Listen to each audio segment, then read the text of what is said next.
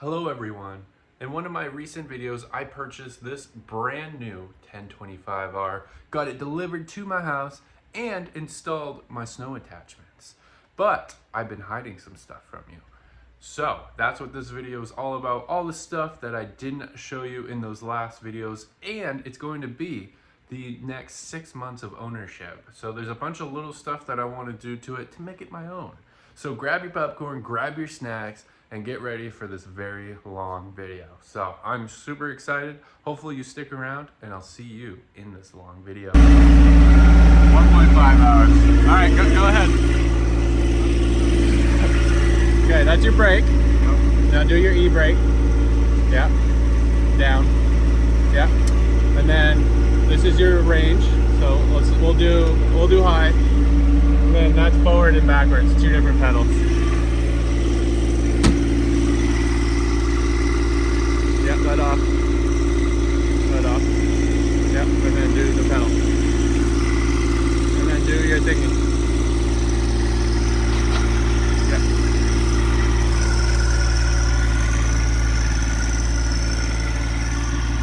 I've already driven it a bunch, so I'll let him drive it. Floor it. Step on it. There you go. Oh.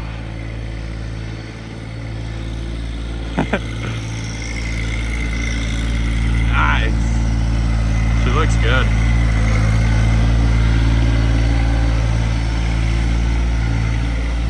Moving the blower is going to be a little sketchy.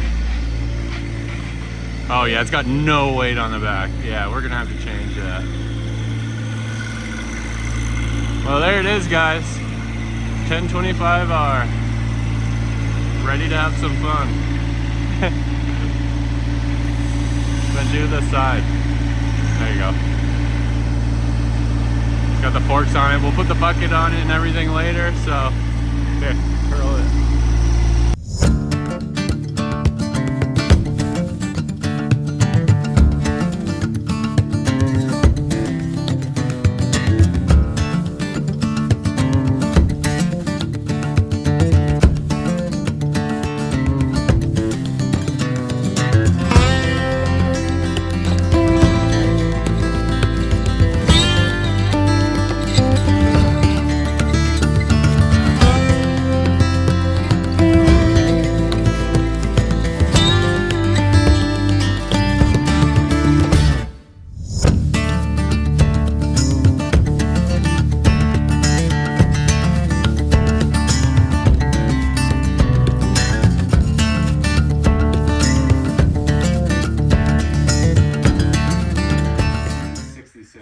Pounds of rear ballast. So now you should be able to pick the blower up, no problem. Oops.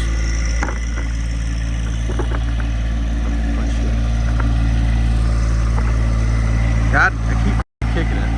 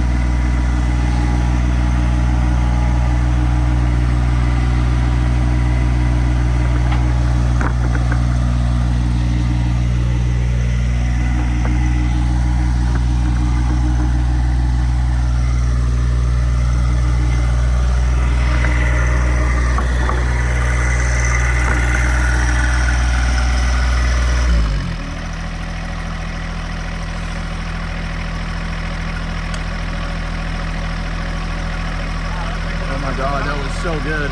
That's gonna make motion so much easier to around here. Yeah, you gotta put it down.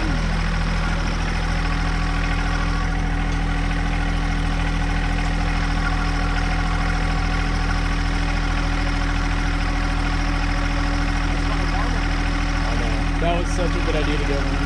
I didn't even think that they had that. Look at that.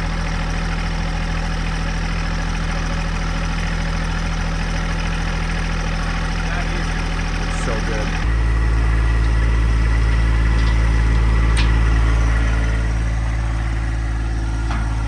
And then just like that, you got a bucket.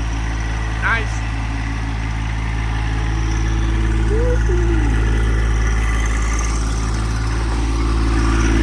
Get your lights real quick. Here, put that down. Wow. Wow.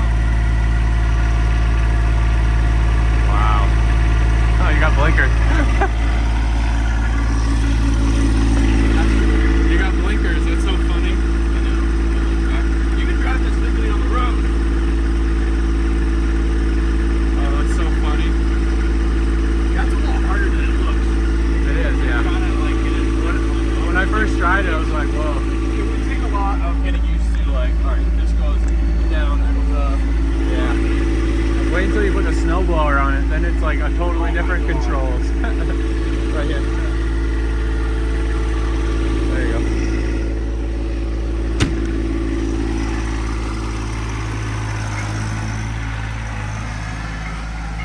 Woo! We're gonna try to take some scoops of dirt. Oh, he's dangerous. Oh, that's sketchy. It feels tippy. We're gonna try to take a couple scoops of dirt. All right. See how it feels.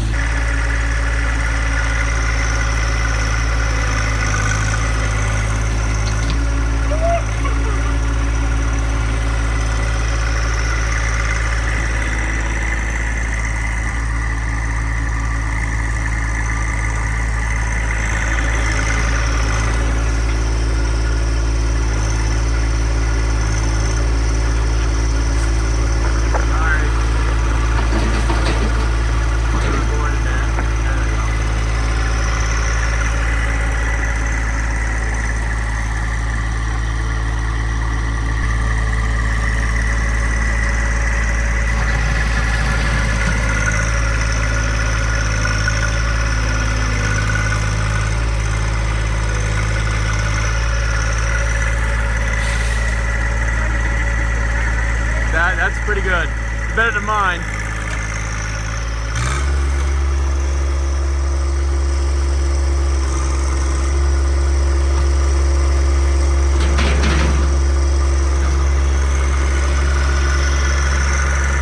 Oh, you got the front of it all muddy.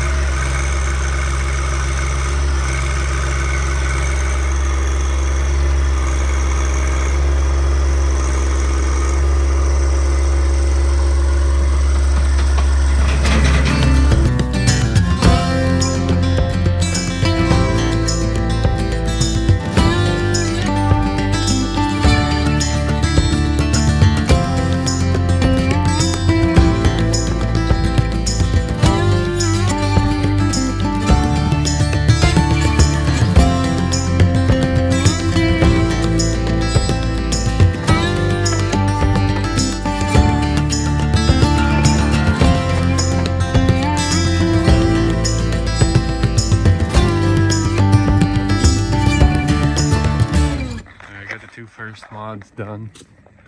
Mods. Steering wheel spinner and the seat done. Pretty nice. I gotta get that cleaned. But other than that, the rest of it's nice. Getting dark here. Okay. Got those on too. I gotta get those on better. But Looks good. Did we record taking the loader off? We did. Okay, good. That was pretty cool. I put those on there.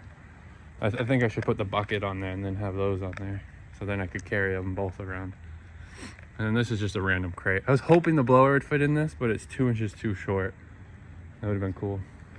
But I think this measures 52 and the blower is 54. It's wood. We could just. So, yeah, I know. You can make it bigger.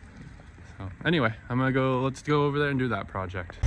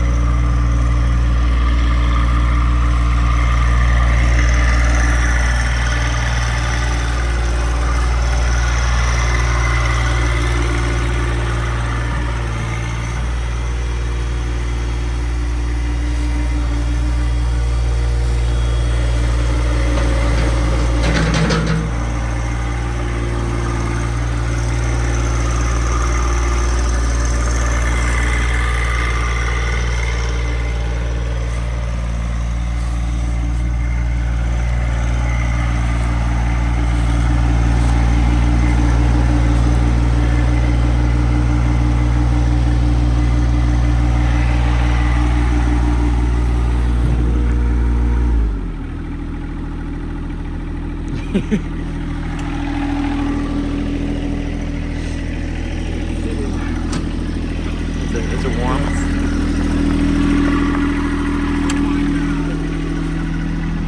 Holy shit! Oh my god! She's toasty.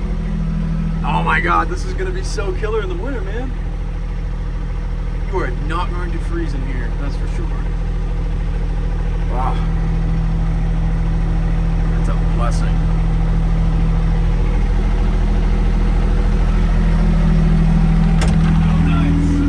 I know. It's so good. That's like a grace from God right there.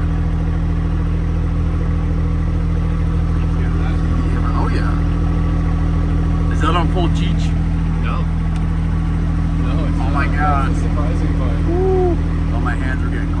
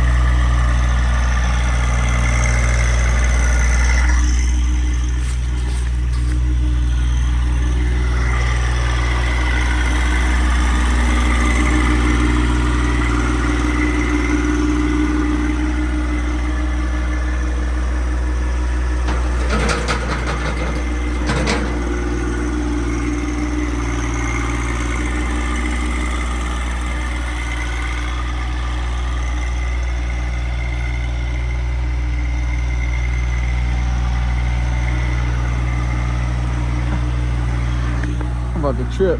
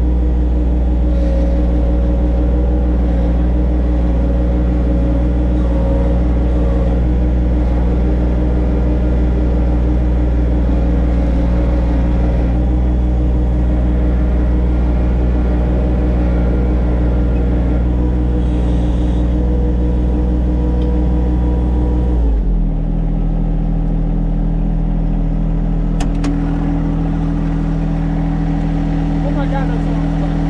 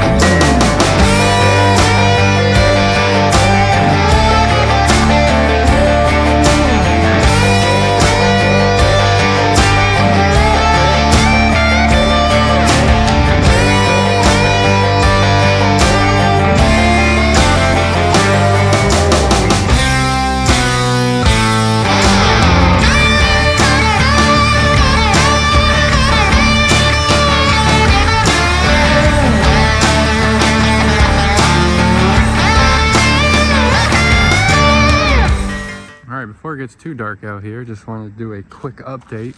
That's kind of what I wanted here. So yeah, got that pile gone, spread out. I saved a couple scoops just in case I need it. But got that all cleaned out, got that hole cleaned out. And the reason was I wanted to park the car here, and then got the 2 trailers, wanted to put enough there. So GoPros died pretty quickly, but I mean, you got the gist of it, and that's kind of the end result. So yeah, looks good. And then we have to get all of that organized, but that'll probably be sometime in the spring. It looks good enough for now. All right, so I thought I would get started on the rear work light kit. So you got to take the top off here, which is pretty crazy. It's a good time if you wanted to do your speakers to do them now. There's your heater.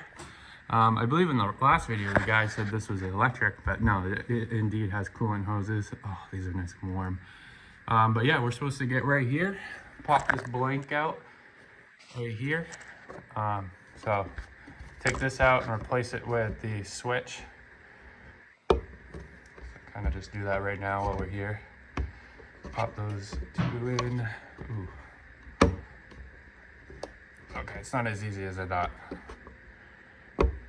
But anyway, yeah, you pop that blank out, and then you put the one that they give you, run the wiring over. Should see a little hole and a grommet right there, and then it pops out and mounts right there. Really simple, really easy. Again, I think what they did was much harder than it needed to be. But yeah, it's literally 4 bolts. So you got 1, 2, 3, 4. Again, I would do your speakers now, then that gets ran down here, down the pillar, and then your radio gets mounted right there. So yeah, 4 bolts, boom, boom, boom. 4 right here, and yeah, it pops right off. So let's go look at the kit. All right, so this is your kit. Very expensive, and this is all you get. So, oh, there we go. So, yeah. Oh, I thought I saw, oh yeah. There we go. So here's your switch. So you replace that dummy switch with this one, and then here's all your wiring.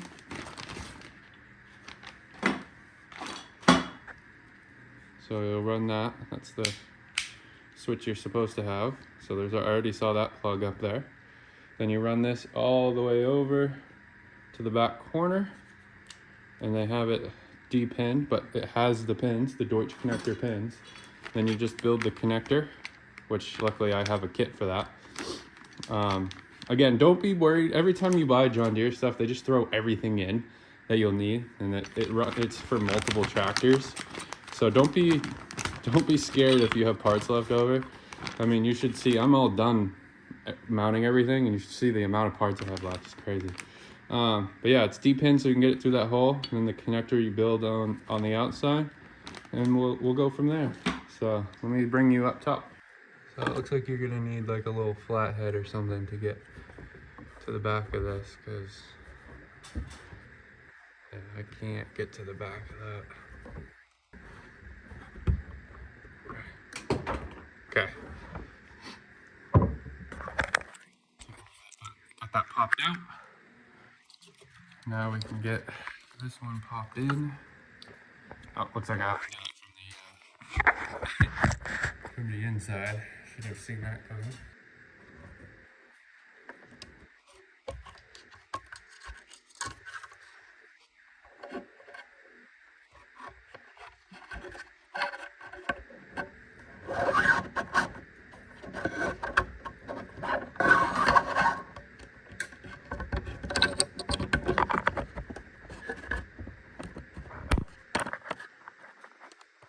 Not sure why that's not connecting in.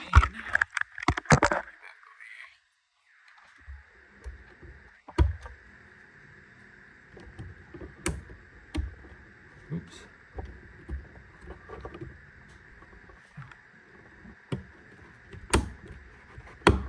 Alright, it was a little tough, but I got it. Whew. Alright, so we're going to want this to go in this direction. And the directions don't tell you anything.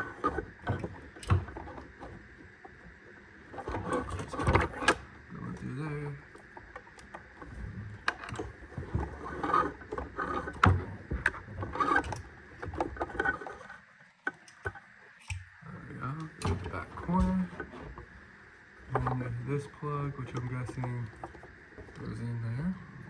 I don't know. I see this plug. Again, no directions. I see this plug, so I'll plug it in. Actually, I want to plug it in underneath. How's that?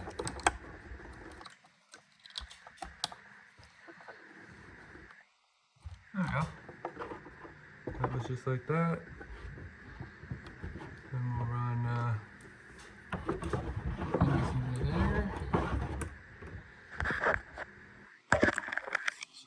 Show you what I'm doing here. I'm gonna run it under there and go out there. Let's go over there. Again, I've never done this before, so if I'm making this look easy, it's because I've already installed 2 John Deere kits, and it's kind of just do whatever you feel is the most comfortable for you. So,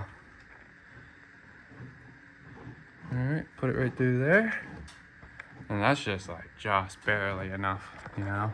So now it's time to build the connector. So this is just your standard Deutsch connector, which is really nice, really quality. So if you've never built one before, it's just super simple. So when you connect this, just make sure you're connecting it the right way. Luckily I have Deutsch connector tools. I don't know, does this kit come with one? No. So like, if I do this wrong,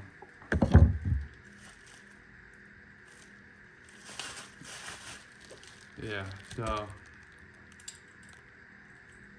because it's a one-way plug, and you gotta figure out what's positive and what's negative. So, luckily I have a Deutsch connector kit, so if I have to cut anything, I can do that. So you kind of just shove it in until it clicks in.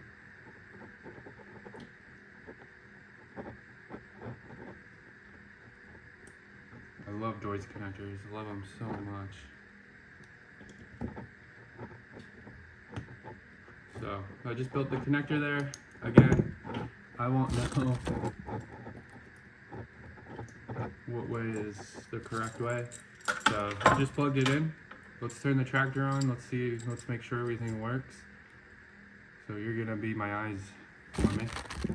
And my ears, I guess. If you see anything blow up. I guess not blow up, but catch on fire.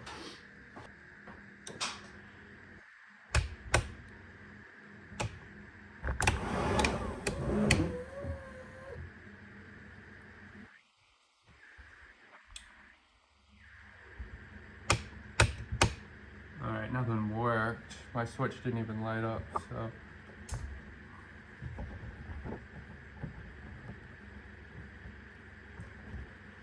Let me switch those around.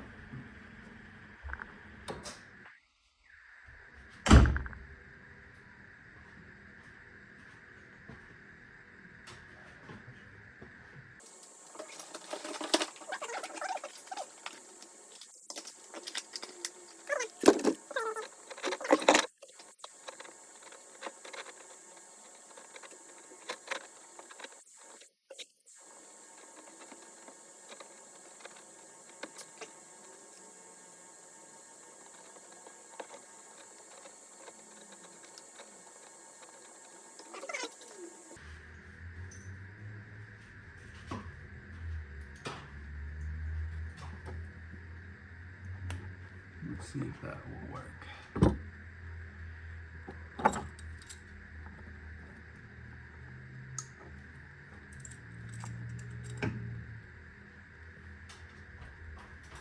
Can't imagine it wouldn't work though.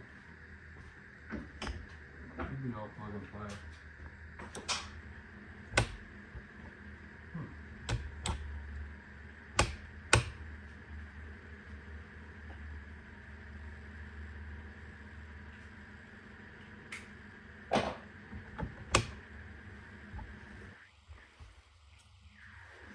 What's going on? Oh, I wonder if your lights have to be on.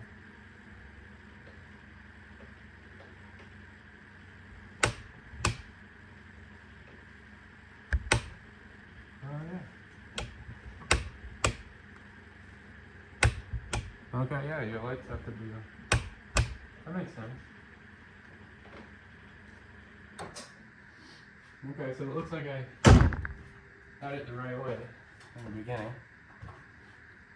So your lights have to be on. That makes sense.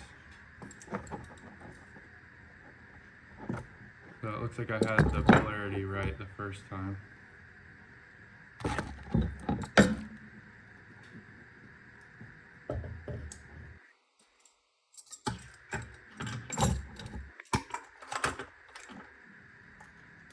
try that again. But now this time it should get blinded.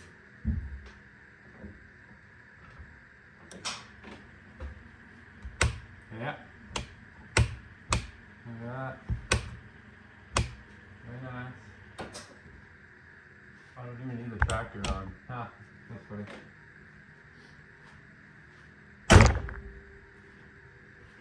Alright. Now that we got that figured out, now we can mount this bad boy up. Alright, there we go. Yeah, now I have it the right way. There's a second grommet down here.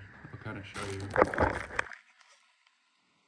Second grommet, so you got that one there and then to there, to the outside, because technically this is all inside. So yeah, now I'm gonna mount it right there. Looks like you can also come in that way or something, but I'm fine with that. So looking at me, I guess. My ugly mug.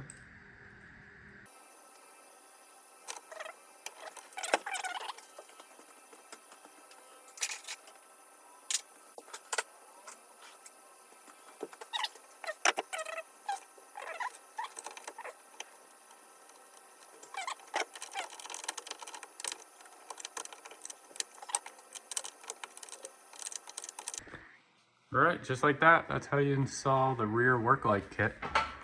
So, yeah. And it's super bright. So, let's go outside and see what it looks like. Alright, so yeah, that's really nice. So, look at that. Really bright out back. That's exactly what I wanted. And only one light? That's pretty crazy. So there it is. That's exactly what I wanted. So, it seems like that only works you have all those on. So it makes sense. But yeah, super bright. Awesome. Very nice.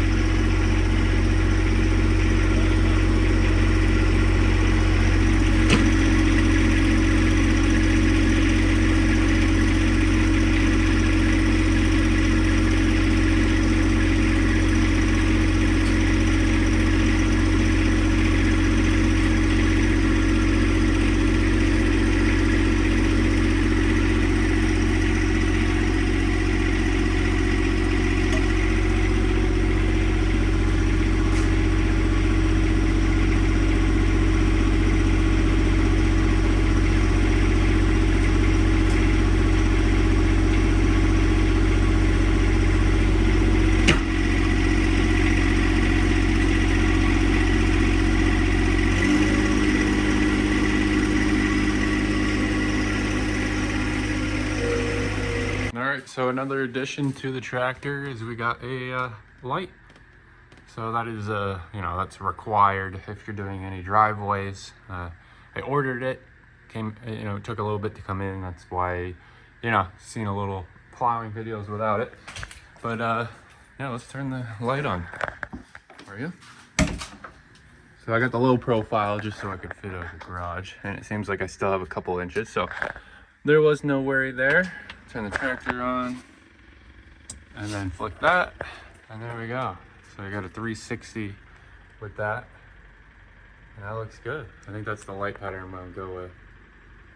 But yeah, looks good. Nice low profile, so it fits out. I'll show the clip of going through there.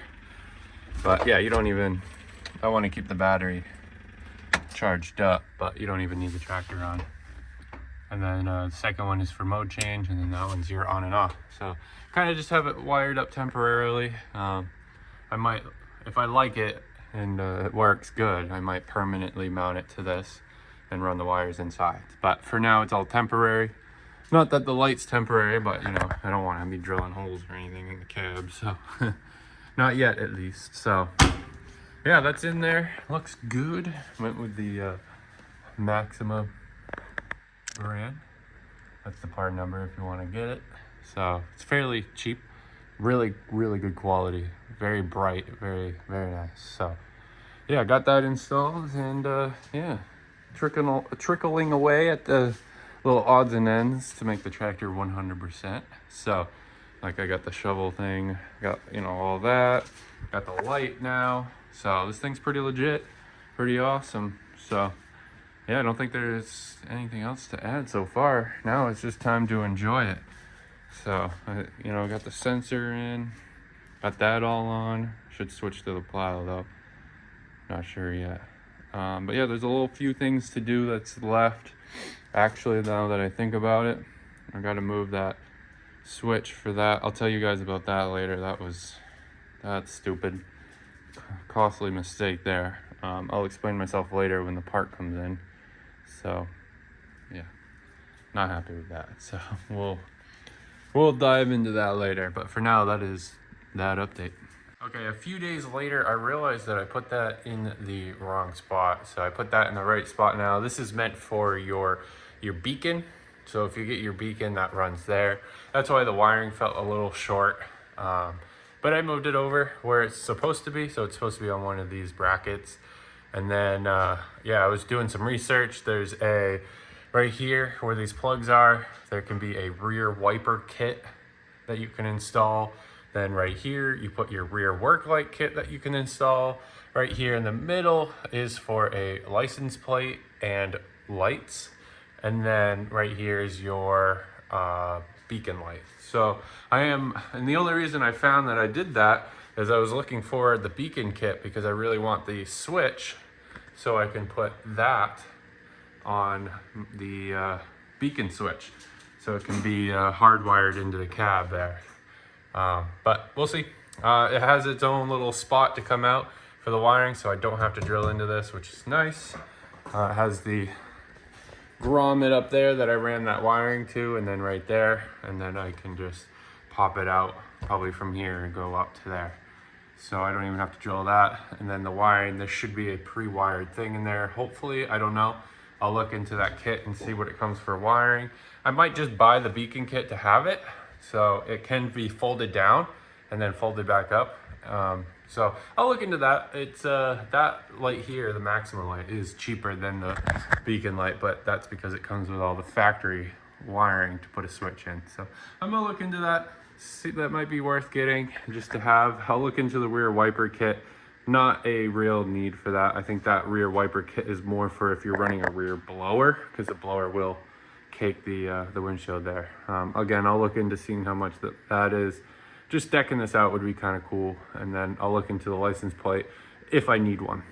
So I think in my state, having the blinkers, the brakes, and this, I'm fine. But if I need a register, I will be installing that license plate kit. So I'll put a little picture that I found. It kind of shows all the part numbers to each kit that is supposed to be on the rear here. So, and that's how I learned that this was in the wrong spot. So move that real quick. I mean, that took 2 seconds because I already wired it up. So I just moved it over, and yeah, it looks like it's in the right spot, and tested it out. And that looks way better being where it's supposed to be. So that's, you know, a little bit, you know, over there was easier. This way it was really hard to get a wrench in there and hold it and everything. So that way it was easier. If you don't mind it looking goofy over there where it's not supposed to be. I like everything looking factory and stock. So yeah, and that's kind of where my wiring goes in. So I would like to fix that. So yeah, that's next on the chopping block is the beacon light. So I will update you what I do there. And then the rear wipers is not something I'm gonna do. And then I'll look into my local laws and see if I need to register this with a license plate, since I am technically driving on the road. But I mean, I'm going from our law here in the state of Maine is you can ride an ATV from one telephone pole to the next, and that's pretty much what I'm doing. I'm going from one neighborhood to a next, but I don't know if neighborhoods count as one telephone pole, so I will look into the laws. I'm pretty sure the reason I think I'm okay is I have blinkers, lights. I have the beacon light, blinkers, brakes, and the slow moving sign. I got a buddy that, I don't know him, but I see a guy out here with the same tractor doing exactly what I do in my neighborhood. He has no license plate either, but then again, he doesn't show his entire life onto the internet, so he doesn't have any risk. So anyway, that is that. I will look into my laws to make sure I am up to date and following all the road rules as you should as a law-abiding citizen, and make sure I'm doing everything correct. And it would be cool to install the plate thing, which is crazy that it's up there, but it makes sense because if you have obstructions, the highest point for a plate would be nice. So I'll look into those. I'll order everything that I'll need if that is what I need. All right, I just wanted to make a quick video here. I went to Parker and grabbed, I'm pretty sure like most of these fittings are from Parker. Yeah, see, that's got a P for Parker. So went to Parker Hose Company, Hope Group, whatever you want to call it, many different names on the sign, and got this shielding to put over. Some people are calling it Kevlar shielding. Regardless what it is, put it on here because for some reason, everything's got it, even the ends there, just not this part for the blower. Don't know why. If you have a reason, let me know in the comments below. So this hose right here is 5 foot long. Then the one over there that goes that way is 5.5 feet. As you can see, that's 6 inches. And from that point to that point, 6 inches. So for some reason that one is 6 inches longer. So these are two 6 foot sections of this shielding. I shoved at least 3 or 4 inches in there. And then obviously I scrunched up the rest, because if you look at the factory stuff, it's all scrunched up, so it's a little bit longer. Those clamps, those crimp-on clamps, I have coming in the mail. It'll be about a week because of the holiday coming up, but I'll do that right with those. I was thinking about just covering the thing there, but I think I'll take them back and expose that, because in case it leaks, I want to know. That's where you stub those on. So I'll definitely do that clamp right there on here just to match. And I'll do it like that. I'll put it right there, clamp it down, then put a blowtorch to there and keep it from fraying. So these are, I don't know if it says it on here, right here, ASB-11. So these are 11s. I was really worried that these weren't going to fit on, but it fit over it perfectly. As you can see, it's covering it over here. So you just do the same thing and just uncover the fittings there. So these are just like a sock. I just put it on. So that's what I used. I went to Parker, got that. They're fairly cheap. I got a pretty good discount on it though. So just being affiliated with them through my work. So yeah, it makes it more legit. I mean, every hose on the quick hitch here has all that on there. Every single hose going on there, it has that shielding over it. You don't see one exposed hose, even with those ends. And then this one, for some reason, is the one that doesn't have it. I mean, even this one has it. Each individual hose, and then it has a big one over all of them. Like, that just looks good and is nice. So, and even down here, the only hoses are those ones. And I'm sure that's for a reason. Are they Parker hoses too? That'd be cool. So yeah. So I don't understand why those ones didn't have it, and those are long. I get that right here because they're short, but then again, these are short too. I might have to do these now. So I might take those off and get shielding for those too, since I'm getting a crimper kit to crimp those on. I might do that too now that I'm talking about it. So almost every hose, those two and those four, besides those two and those four, every other hose has nice shielding on it. So I wanted to make sure I did the same thing here. So that's just an update there. Again, I don't know why. I mean, that makes sense. They're short little hoses. You know, if you were to hit something, I mean, it'll be easier to replace. And when you do replace them, 9 out of 10 times an average homeowner isn't gonna pay extra or find the time to put that shielding back on when they replace a hose. So they probably figured if you're gonna snag it and break a hose and then replace it, you know, those four missing the shielding already won't look funny. This, on the other hand, I have no idea. I don't understand that. Those are 5 and 5.5 foot hoses near all this crap. I mean, it's going across to the tractor. I feel like it should have that. If you know why, let me know. That'd be cool. So I'm gonna take the black shielding off and zip tie it on that end or something. Figure something out. I made it long enough so that if it comes in and out, and you know, having that shielding on there, this plastic isn't sharp, but I don't know. I feel like over time of doing this and this, because I mean, when you're going through snow, that you know, it's doing its thing, and I feel like over time that would wear a hole through one of these, or even both of them, because it kind of contacts on the top and the bottom. Yeah, I wasn't a fan of that. Now we have the shielding on there, and that shouldn't be too much of a problem. You know, it'll probably wear through this, and then it will wear through that. So just prolong a issue. I really think there should have been a rubber grommet going around there protecting it, but you know, maybe it wasn't a problem, or I don't know.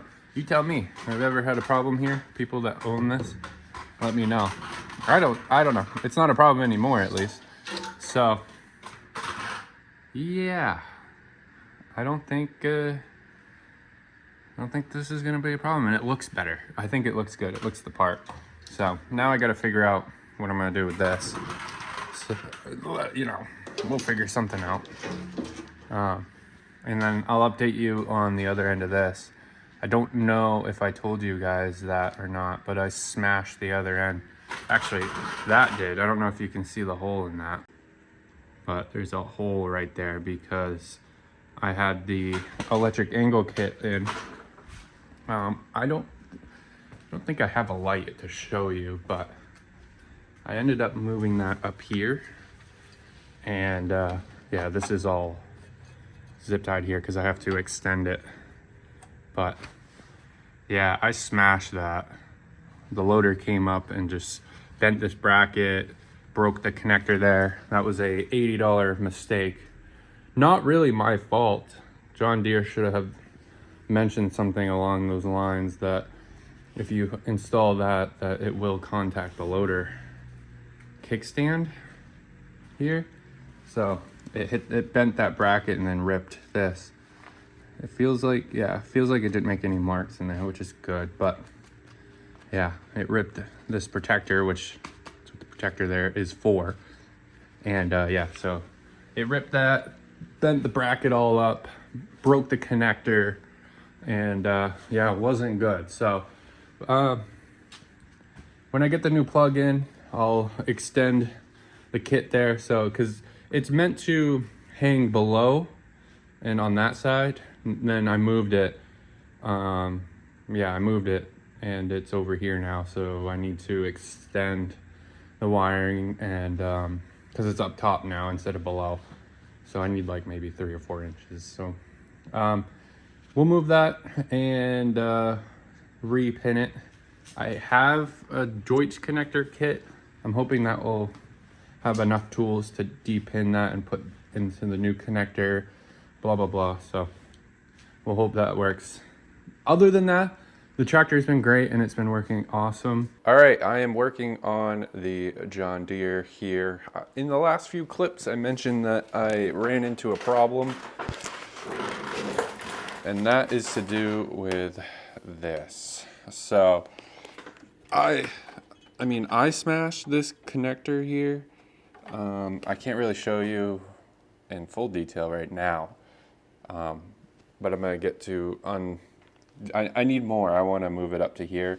This is normally down here, and what happens is the loader kickstand smashed it and destroyed this bracket. You can see it's a little bent up and completely destroyed the connector. So I had to go over to John Deere and buy another one. That's the part number, and yeah, smash this whole back end up. It still works. I'm gonna figure out if I can depin it. I do have a few kits that pin and depin this. This was $80, a little absurd. I think I could have gotten away with just using some Deutsch connectors that I have. It's a 2-pin. It would have been really easy just to convert over to a Deutsch. I think I could have. I think I could have done that. And now that I'm thinking, I wanted it to be factory. But if you look over here, it has, a plug right here. Yeah, no, okay. I was thinking that was maybe a Deutsch, but it has a connector right here that I could probably, oh yeah, no, it's a 6-pin Deutsch, I think. Yeah, it is. Which I have a Deutsch connector. I don't know if I have a 6-pin though. But we could have just, I smashed that and just 2-pin it like this is. This only has 2 pins working, which are those right there. But yeah, I could have just directly pinned it straight into the tractor like that. Again, I like things to be factory just because you never know who's going to own this tractor someday. I know it doesn't really matter because I'm the owner and I'll do whatever I want. But, with this being such a new tractor, I didn't want to stray from OEM. Because I don't know how long I'm going to have this. Right now, if you were to ask me, I'm going to own this for the rest of my life. But I don't know that. If I live at this house for the rest of my life, then yes, this is going to be perfect. But if I get a home, a house up in the woods like I want, I'm going to need a bigger tractor. Maybe this will stay here and then I buy a bigger tractor for, the house up in the woods. But I don't know that, So I just like to keep things OEM. I don't mind spending the money. This technically should be covered by John Deere. They should be paying for this because not my fault. They didn't have anything in the instructions saying that you can't run this and the loader. So it doesn't say take off. Something that you're bolting up to the tractor should be able to be used across all attachments. So again, I don't know if the spacing here is gonna work. I haven't tried it yet, and so we're gonna figure this out. This seems like a good spot for now until I see that it might not have enough clearance, but I would like to use the factory thing for it, and I do swap these off. So even in the summer, once this comes off for the summer, this stays on your tractor. This is a tractor harness. So why that doesn't work with all the attachments is absurd. I don't understand that. So make sure you take this off. This will not work with your loader. So that's good to know. That would have been nice to know. And yeah, they didn't tell you. So I don't understand that. Kind of absurd, like I said. So let's fix this problem and let's hope that it works up here. What I have to do is, because it's up here now, I need to lengthen. Luckily, this kit here, not this, but the wiring harness kit is meant for a 1 series and a 2 series. So if you install it on your 1 series, you have the length of a 2 series wiring harness, which is really nice. So I have some extra. So I'm going to cut all the wire ties, lengthen it enough to come out here so I can repin that and then put it into here and then, route it good. So I am going to do that real quick. You don't need to see that. And I'm going to take this panel off to get to it.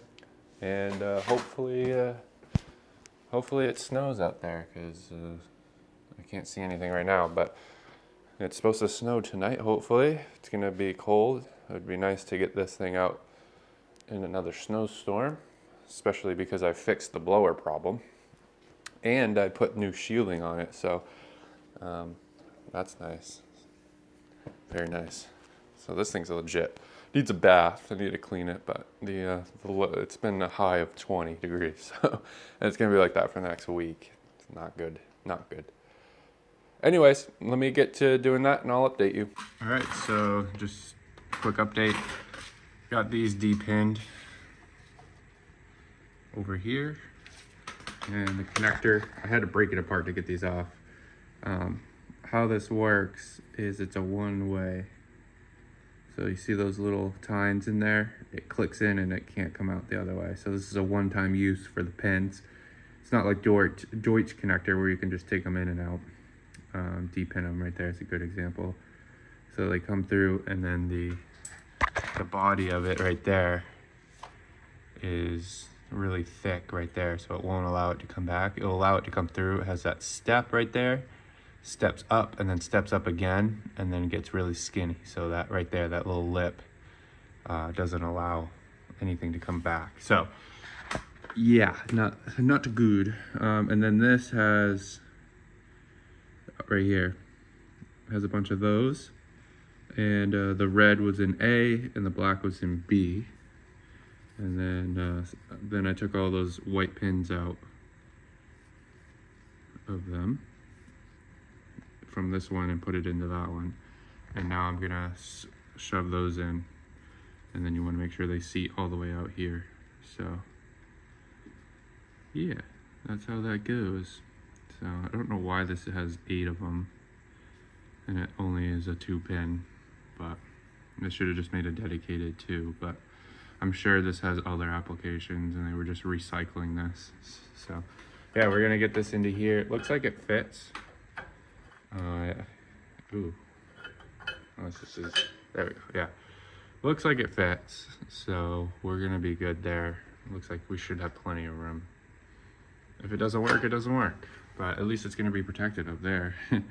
So yeah, I just wanted to update you. This is kind of how my connector looks. See, the back half is missing. Broke it right off. It's actually still on here. Crazy. Just absolutely, yeah, look at that. Just absolutely smashed it completely. Again, that should be warranted by John Deere. They should take care of that, because that's baloney. So, but hey, it is what it is. I wouldn't say it's my fault. Definitely a oversight on John Deere's side, why they wouldn't tell you that. But anyway, maybe they did. Maybe it's in the fine print. Who knows? It's never their fault, right? So anyway, I will pin that up, get it mounted here, and kind of show you. Took the side panel off and got that all wild right now until I get it into here, and then we'll tuck it all up and make it look pretty and see if it will fit here or not. I'll update you later. All right, so I have everything on there. That's on there pretty good too. That ain't going nowhere. Got that all zip tied. See if I can get the light to pull up right here. But I got it coming up this way, comes over, up, down, up, and into there. I know you can't see anything, but yeah, it comes right through there, and then zip tied really cleanly into there. So that looks good. That looks really good. Got everything on there. Now I want to fire the tractor up. I'll button everything back up, but I want to fire it up and yeah, make sure it works and everything with the blower. Let's get right into that, kind of show that. And yeah, up there hopefully is out of the way. And we won't have to do this all again. Those are all the zip ties. I go crazy with zip ties just because I want to keep it following existing wiring and I don't want it to mess up in any way. So, you know, and a huge thing in here is right there is near that belt. So, can you see in there?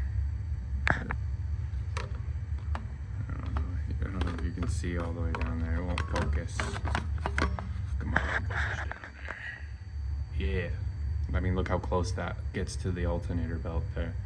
and the fan and water pump and all that. So got to be careful of that. I mean, it tells you where to wire or where to route it and everything, and then it goes down into there.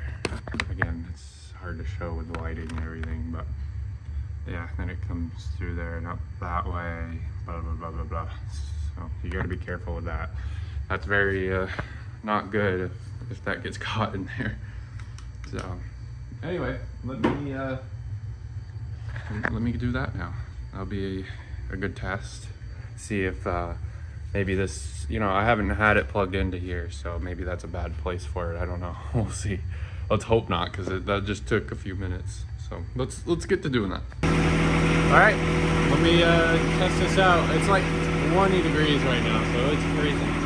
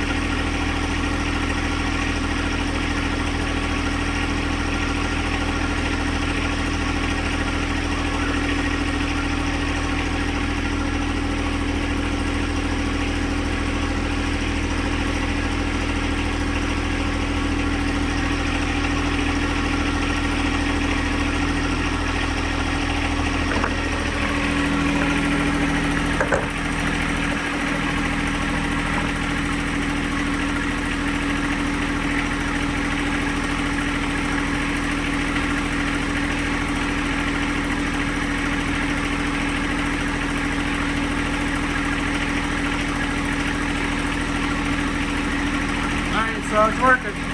That's good. I'm worried about that. I'm not going to install it because I don't think I'll need the blower, but yeah, the blower lives over here now.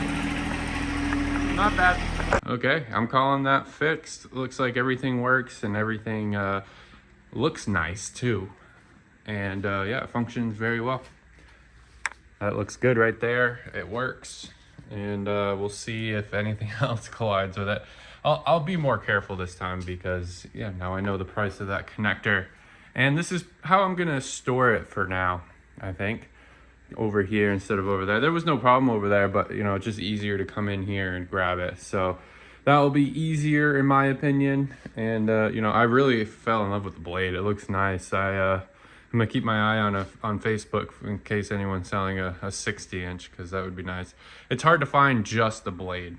People sell the whole shabam, which you know is what it is. Maybe I could find a neglected one with a 60-inch and fix it up and resell just the quick hitch part of it.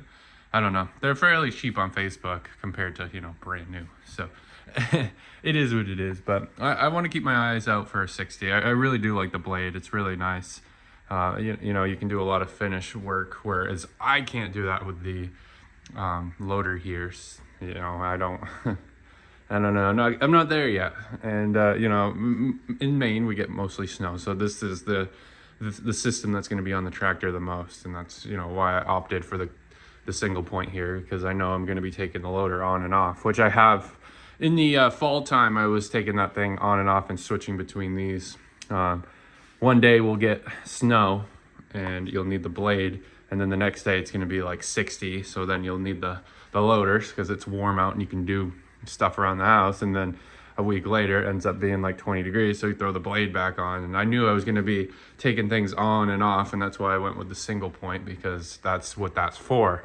If you're, you know, if you're going to leave the loader on all the time and just do they have like a snow blade for the front of this, then this is probably not for you if you're just gonna leave that on and never take it off.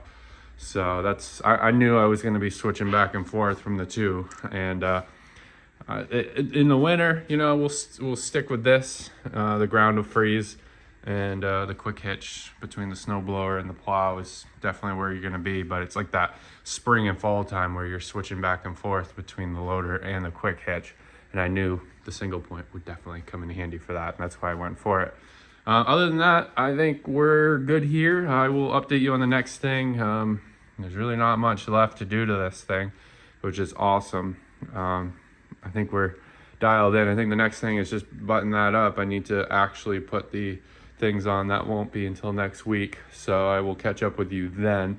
Other than that, I can't see myself doing too much. Well, probably, you know, now that I mentioned that, I probably want to put some stuff on this. So, you know, that'll probably be the next little project. Take those off and, you know, put the shielding on that. That'll be fun. I'll have to measure what those are and do that. Since I'm, you know, I'll have a kit to do the crimps on here, I might do that. So yeah, that will probably happen. That will definitely happen. So that will actually, we can look at the numbers right here. It looks like that one has what they're supposed to be. It looks a little oversized, so it's not like that stuff, the smaller. But yeah, this is kind of what I'm doing, kind of making this perfect. That's kind of the goal here. So let's stretch this out. It's not gonna say what it is. That could be a number. What's under here? 15 looks like. Yeah, HG 15. It looks like. It's hard to tell because it's zip tie. But I'll get a number on here. So that number like corresponds, like these. This is a, you can see right here, ASB 11. So the 11 is what that is. This looks like it's saying a 16 or a 15. So that's what these will be, because these are identical. So we'll just measure from here to here and you know, get a roll of it and do this. Looks like they have these big connectors on here holding it on.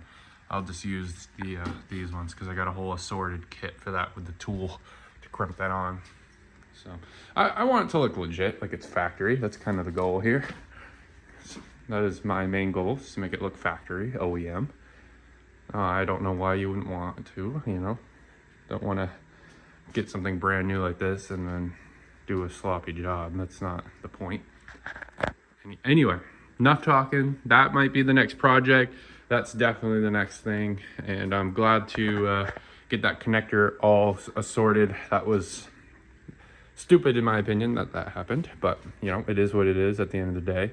And we move on, we learn our lessons, and keep moving forward. Now, you know, now we learned our lesson not to do that again, which is so stupid that the directions. I'm gonna do some reading and see if they tell you that you can't run the loader after that. Like I guess this whole kit, like the quick hitch and everything with the snowblower and everything, is dedicated to that. Like this is how this stays forever.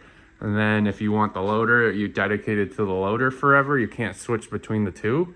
Like that's my assumption that I'm making, because why else would they make you put that bracket down there that doesn't work with the loader? It's weird. I don't know. I'll do some reading. If there's nothing in there, then there's nothing in there. So that's their fault and they should pay for that. But if there is something in there saying, hey, you can't, then I get it. That's my fault. But anyway, I'll catch you in the next thing we're doing.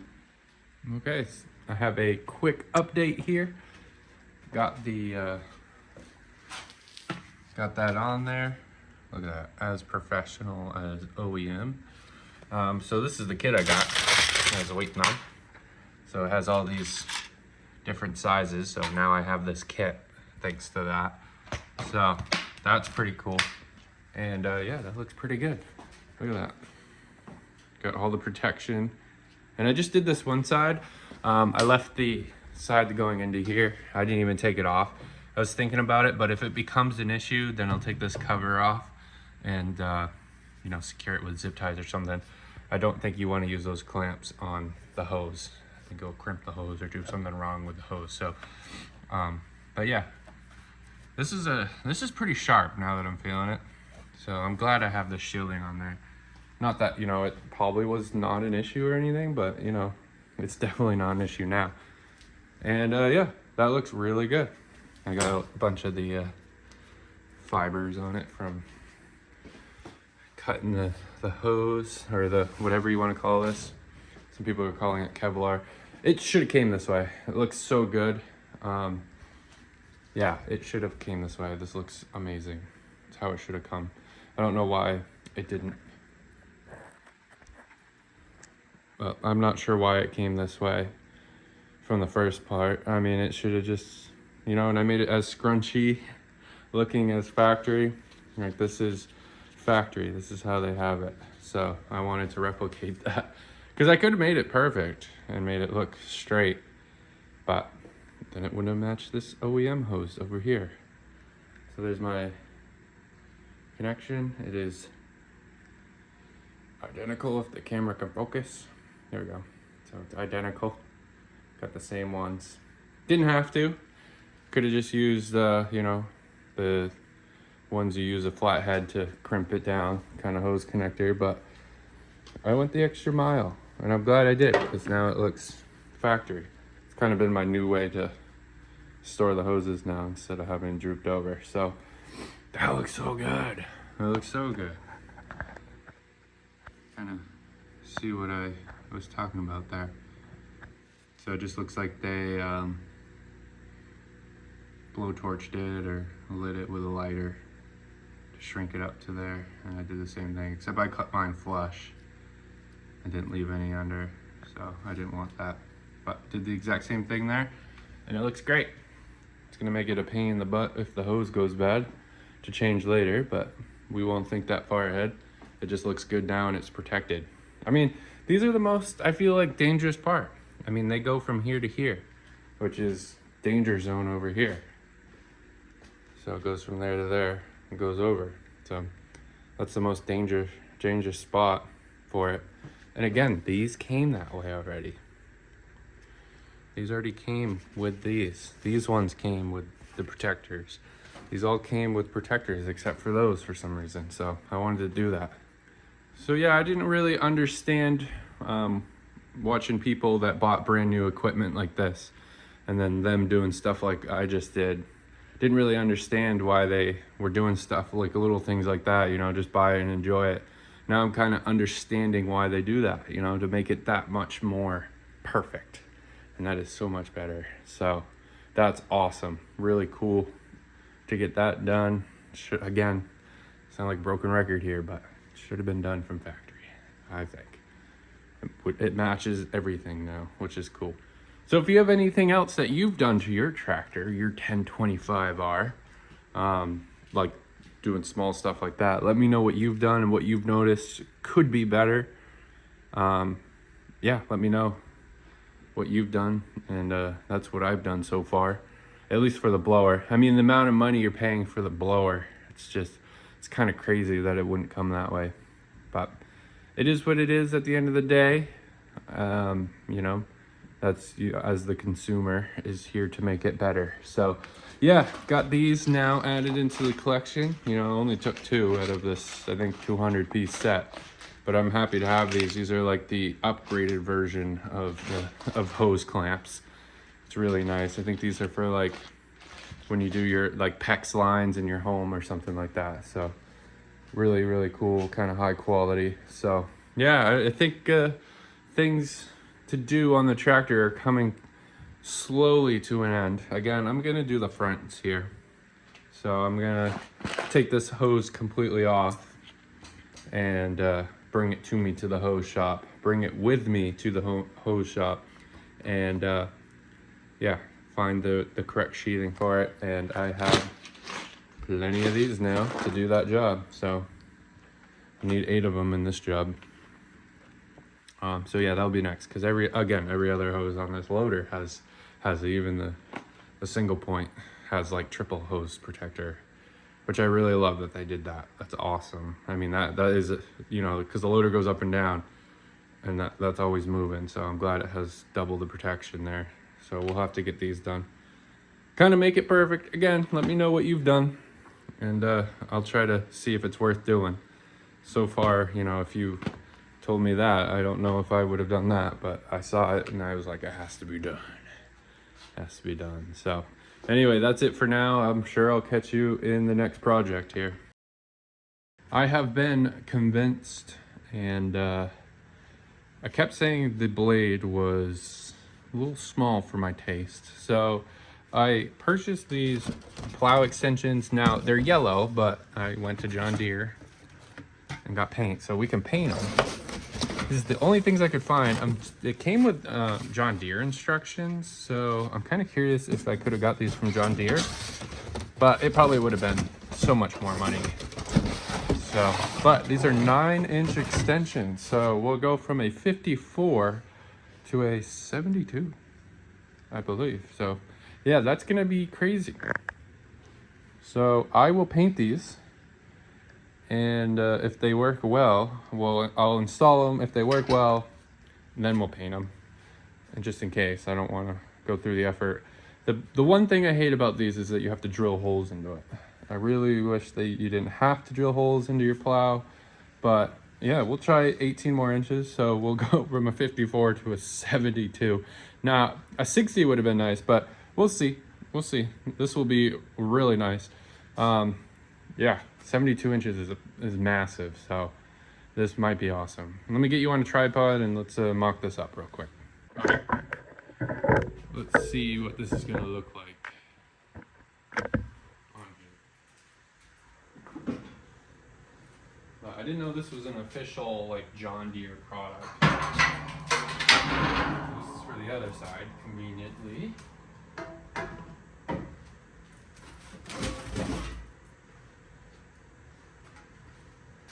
But this little pipe section fits into the bottom here, and then this gets bolted up right here. That's cool. Yeah, I'm gonna like that. Obviously paint it. I don't know, should I leave it? No. We'll paint it. But I guess I could mock up. Now, if you wanted to, you could do this to a 60. Then you really would have a massive plow. But only if that worked, like, since John Deere does sell these, and this is an official John Deere product, I don't know why they can't just make that adaptable so you don't have to drill holes. Wow, that's a massive plow. It's massive. It actually kind of looks kind of goofy being just so big. But yeah, no, that's pretty cool. But yeah, I kind of complained in a few videos, and a lot of you suggested this. Now, I already thought of this, but the only ones I could find were yellow, and I really didn't like that. But then I forgot you can just buy paint, so that is a possibility now. Yeah, that looks great. That looks fantastic. And yeah, I should really be able to push some snow there. I really do think this kit's more for the 47-inch. And then that allows you to have a good in-between plow. But hey, whatever. I think you can get a 47. I think, yeah, they make smaller plows, yeah. So I bit the bullet. Was not cheap. I could imagine how much this kit is from John Deere. I got it off a different, I mean, I only could find this kit from one person. I don't know if they're making them anymore or what the case is, but I got it, and I'm gonna be I think I'm gonna be happy. I think we're expecting snow here in a week, and I think it's just gonna be like another light dusting, so we'll get to test these. I'm happy with it. Looks like it will fit good. I will drill the holes. I mean, you're not gonna miss much. You just line it up, make sure that it lines up on the top here, and then the bottom is just the bottom and the side is just the side, but you want it to be lined up right here because it won't look good if you don't. Did that not focus? There we go. So yeah, you want these two to line up right here. Drill your holes and put your hardware through, and yeah, you'll have you'll have a little bit of gap there, and then that is not adjusted. The cutting edge isn't adjusted at all. It's all the way up, I believe. But yeah, you want it to be like that, but that's cool. So I got a scuff pad, whatever you call it, scuff, right? Whatever you call this stuff. So got this, and I'll just, because I don't want to take that paint off. I just want to make it a little bit more scratchy so that paint sticks to it, because any paint I put on top of it will just be an added layer of protection, because you know the plow's abuse, and these little end pieces, the ends of the plows get the most abuse, at least for me, because I always catch roots and rocks and stuff on the edge of my driveway, so it's always the edge that catches for me. So these are going to take a lot of abuse, so I just want to lightly scuff the paint. I don't want to take any paint off. I want as much protection as I can. So I'm going to take the cutting edge off. I'm going to hang these up somehow and paint them, because that looks good. But I'm going to install them first, make sure I'm happy with it, and then we'll paint. Paint will be the last. And they're cold. They've been sitting outside, so we got to warm them up to the inside temperature. I'll probably put them in my room for a few hours and let them warm up so we can get the paint to here the best, and then it'll be good. So yeah, that's the only drawback to the new plow, is that things just don't match right away, the new stuff. But I think that will be worth it. That's pretty cool. 72 inch. I think that will be much better. All right, so I got this side on, and I'm not usually good at making things spot on, but that was perfect. So got this on. It's not tightened all the way up, but what I've noticed is I do not like the bottom here. Kind of spreads apart there, but I guess that would be good. It kind of moves all around, but maybe that'll be good. And again, the cutting edge isn't adjusted all the way, so that's probably has something to do with it. But that's on there. That looks good. So I will move on to the next side, and yeah, you just drilled 2 holes. I just marked it with a paint pen there, and yeah, so I will not use these to do anything with dirt, but as you can see, I have been. This blade is so nice for just grading out dirt, but I've been practicing with the loader, so that will change. But yeah, let me actually adjust this and see if that wiggling goes away. So yeah, this should be, I would imagine we're on the concrete, and I think we're on a flat part of the concrete, so I believe you would want this to be touching, be flush with everything.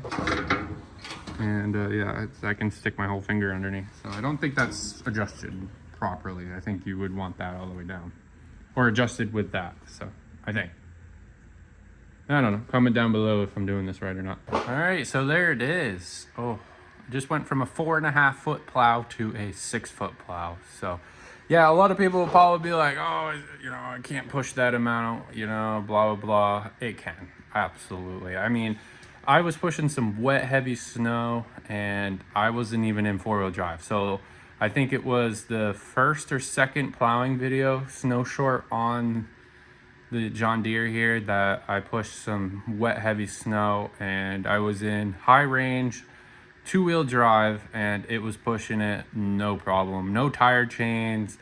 All I had was like maybe 200 or 300 pounds worth of weight in the back. So I really do think adding this 18 inches will be no problem. You know, other people that probably run this setup are probably saying, yeah, you're gonna absolutely have no problem. And I would agree. I really don't think that this is going to do anything different. So I will test this first. Right now I have the loader back on the tractor there, because I got some projects going on, and yeah, I need the loader right now. I would take it off. It's very tempting to test this out, and you know, when you had this plow angled at 4.5, you know, right here was just about outside of the tire here, so having this extra 9 inches on either side would be nice.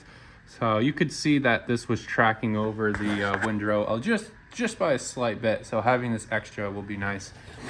So yeah, we're gonna go you know, got an extra foot pretty much, because I think I wanted the 60 inch, which would have just been 5 feet. So had to have 6-foot plow is gonna be absolutely awesome. I am very, very excited about this. So again, like I said, I'm going to test it, And I'm gonna throw this up onto the tractor, test it with the yellow wings. And then after I test it, meaning just, you know, put it on, see how it feels, you know, throw it down onto the ground and see how it scrapes, do left, right, and just do some test passes. You know, that will, you know, put the, wear the edges in, you know, because they're brand new. You got to run them down the pavement to wear them in, and we'll see how it looks, and then we'll paint them. So, and yeah, the heater's right here, warming it up so that I can throw some paint on. And I should be able to test that this weekend. It's currently Thursday, so I got that project for Friday and Saturday, and then Sunday we can get to painting this and making this, wrap this up. So so far I'm happy. I actually managed to get these perfect. Like, this is the other side that I didn't show you. I updated you on this. This side came out perfect. And yeah, that wobbling is still there, even with the edges. Oh, actually, no, spoke too soon. No, it doesn't wobble anymore now. Now the edges on the ground are where it should be. So, yeah, never mind. Oh, no, there. I might take these off and put some rubber around the tube there to tighten up that tolerance, and I think that would be perfect. So, I think that's all it needs. I think the tube is just undersized, just to make it fit so it's not a problem child. Maybe I really do think that they should have taken the contour of that cavity. It's kind of this like weird trapezoid or triangle shape to it, and I really think they should have made an insert that fits that directly so that it goes in there perfectly. But I mean it does what it needs to do. Like I thought, this is made for dirt and snow. I mean, it's proven with this right here. So now it's in snow mode. So that just explains that the snow extensions are for snow only. So that's good. I'm glad I read that. Again, like I said in the beginning, I wouldn't have used it for dirt, just because it just seems like dirt would really pry at these and maybe pull these out and mess that up.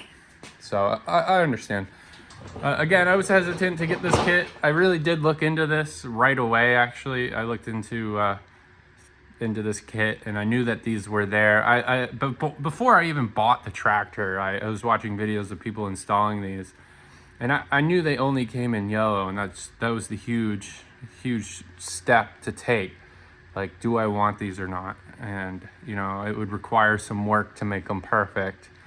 And I knew about the imperfection on the bottom. I know one guy that I was watching really hated that there was that gap that you can see behind there, and that they wiggle like that. So, but I mean, it is what it is at the end of the day. It's just supposed to be an extension. It's not supposed to be perfect. And, you know, the snow doesn't know any different. So I'm looking forward to this. I mean, it was already quick to clear my driveway. Now to have a 6-foot plow clearing the driveway, this seems pretty cool. So I'm looking forward to that. So next clip will be, we'll probably be testing it. I'm not really sure. Again, I'm putting these clips in order of how I film them. So if you see me jumping around a lot, it's because that's how I really do it. And you know, a lot of these videos previous, if you go back in the channel, I'll just I kind of organize the clips as what's relevant. But these I've just been recording in order. So I jump around a lot. I'll do one thing, get bored of it, do another thing, and then come back. And so I kind of jump around, not necessarily get bored of it, but waiting on parts and stuff takes forever. And then, you know, I just like to manage my time wisely. And I don't like to sit around and do nothing when, you know, I can do something else right now. Maybe only do half of something now, and then, you know, later on you do the other half later. And, you know, there's nothing wrong with that. Here's a big case right now. I've been waiting on these, and I got these installed, and that's all I can do right now. And then I'll wait to paint them. Got to do this other project that I've been waiting for. So I'll do that project, and then I'll come back, test this, then paint it, and then put that away. Because I don't want to take the loader off, put this on, then put the loader back on tomorrow, and then take that off, put this back on. You know, why do it many times when you can do it once? It's kind of how it is. But for video's sake, I would normally put it in order so that you don't see so many jumping around. But I'm trying this in order stuff. We'll see how it goes.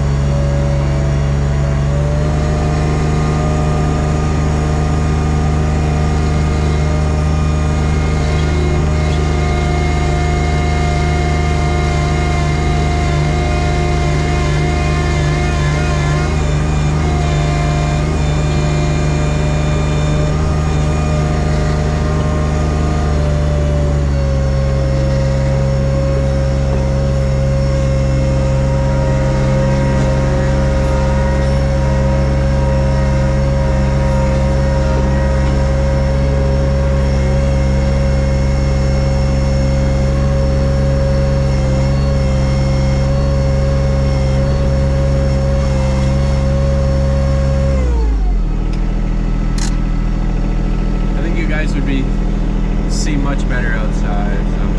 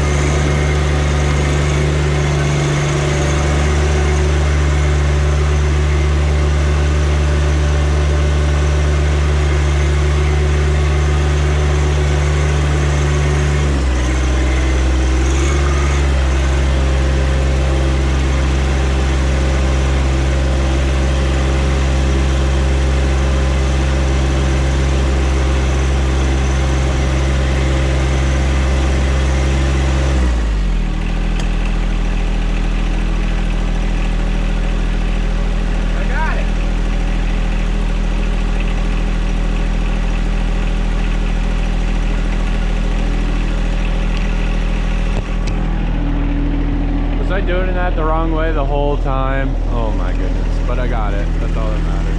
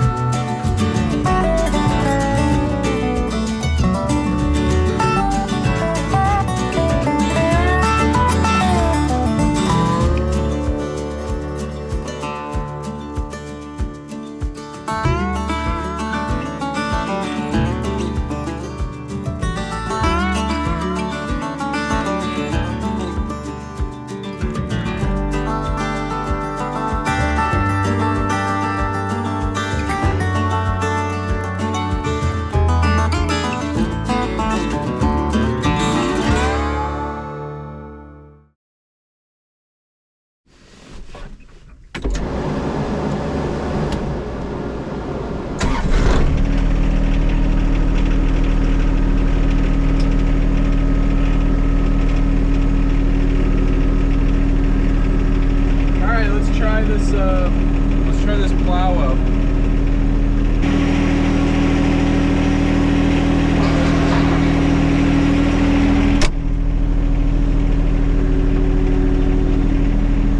Oh my God, this is massive!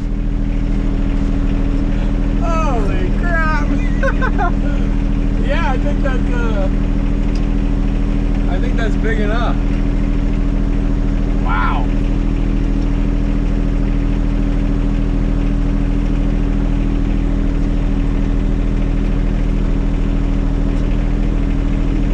Wow.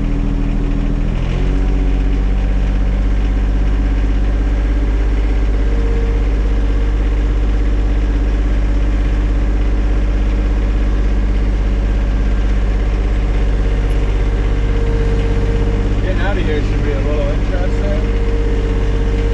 It's such a massive plow.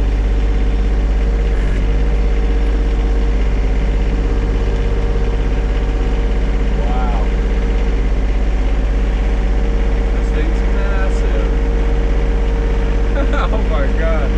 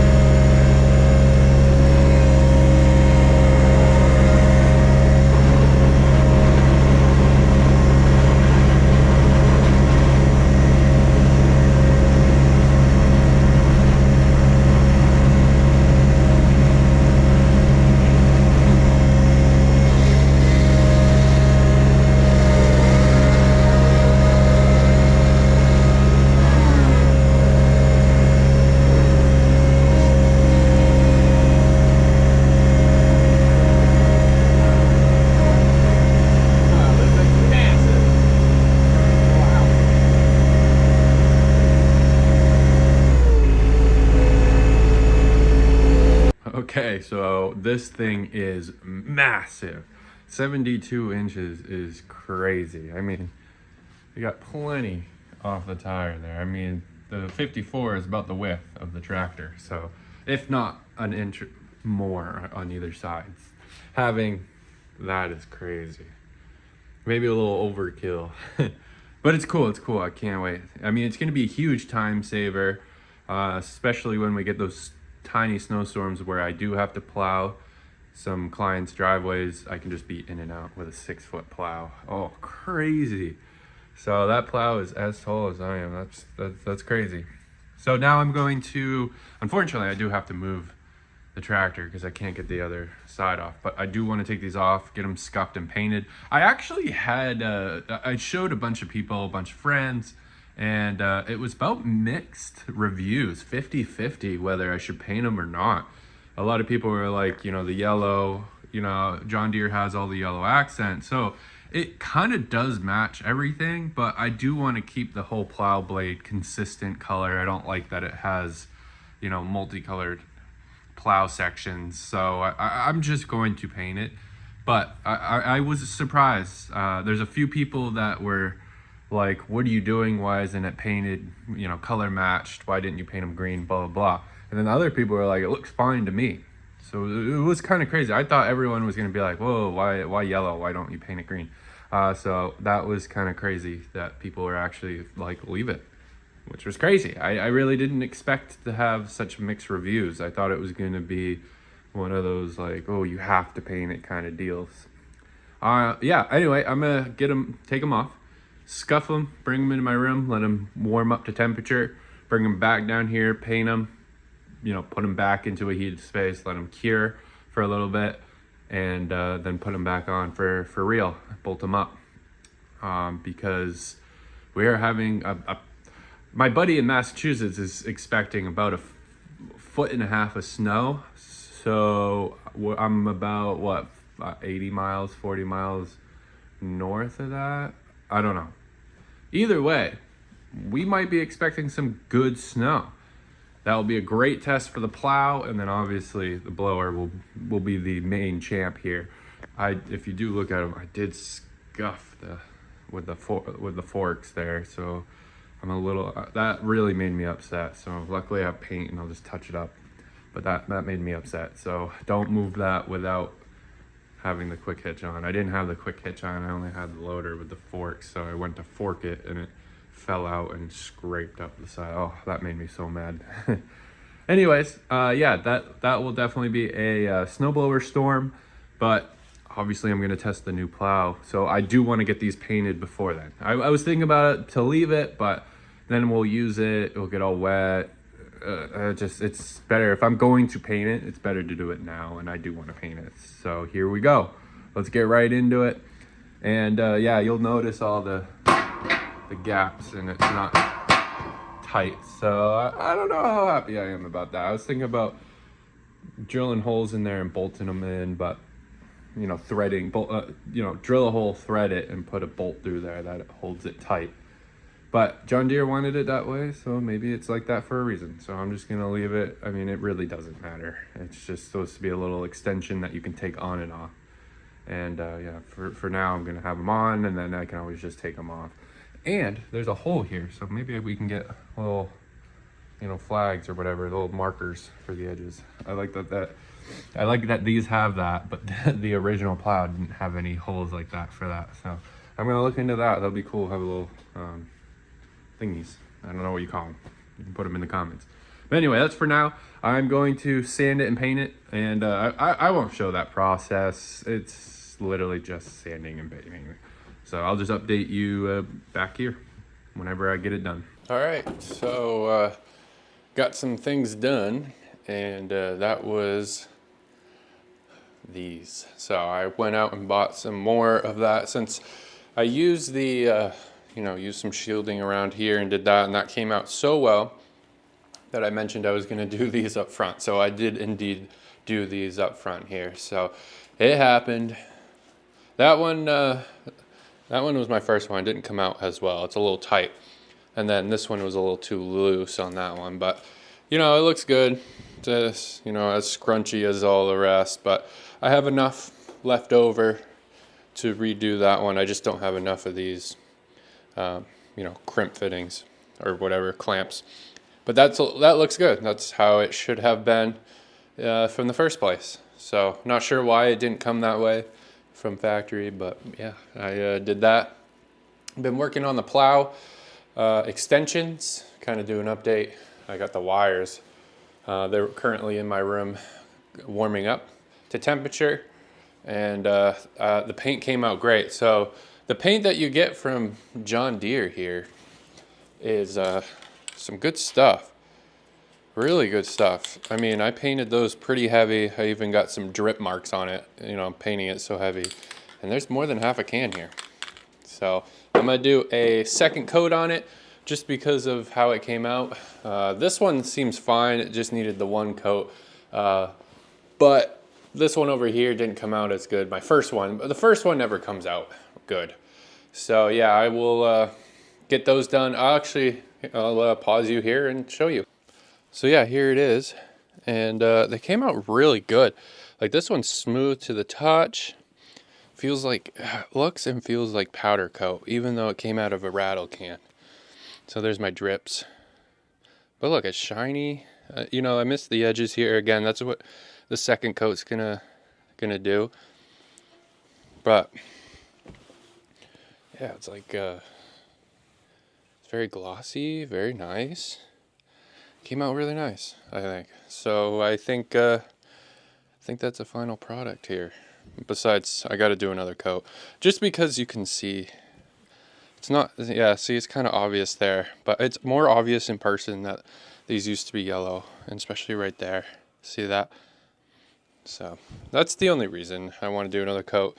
I just want to make sure that all the yellow's gone. I don't want it to be obvious that these were yellow. And yeah, so these are warming up, and yeah, this one came out really good. It's all shiny. The other one is kind of matte and feels gritty, so I gotta do another coat on that. I don't think I did it thick enough like this one. This one's so thick it feels like powder coat, which is awesome. That's kind of like what I was going for. But yeah, there's no yellow in here or anything, so I did good coating it there. So yeah, painting it green. Hopefully you guys don't mind. That's kind of how I want it. I want it to blend in and look like a factory option. I have to say that painting these green was probably the way to go. This looks so much better, and I'm happy with it. The John Deere paint is fairly expensive, people are saying. I thought it was pretty normal. I think I paid like $30 for 2 cans. I guess put that in the comments and tell me what you think. But I mean, I did like 2 coats, really, really thick. I mean, I don't know if you can see it. It looks pretty good on camera, but there's some drip marks. I painted it thick, and it's that can of paint still going. I think it's really good. I mean, it feels like factory, what do you call that? Powder coat paint. Like, it feels really good. It's glossy, it's shiny, it feels soft. It doesn't feel like rattle can paint. So I am very happy. And let's slap it onto the tractor and see what it looks like all paint matched. And we conveniently are getting some snow tomorrow. I don't think it's a lot. It's supposed to be like an inch or 2, which is better than the last snowstorm we had, the last snow video. I think that was like 1/4 of an inch to 1/2 an inch of snow.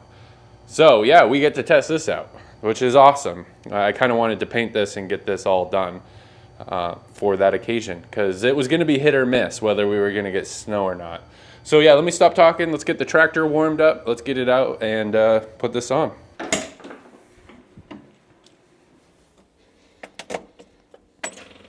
It's been a couple days since I started the tractor. 29.1 hours on it, which is January 10th.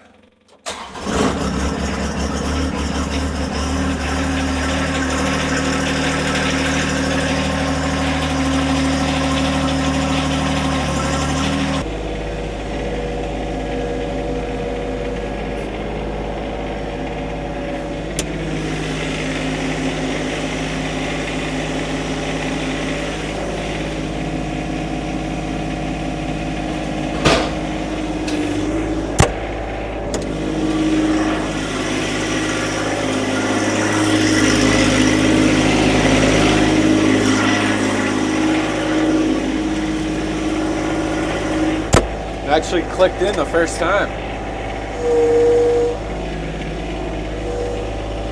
Look how wide that thing is. Ah, I can't get over it every time.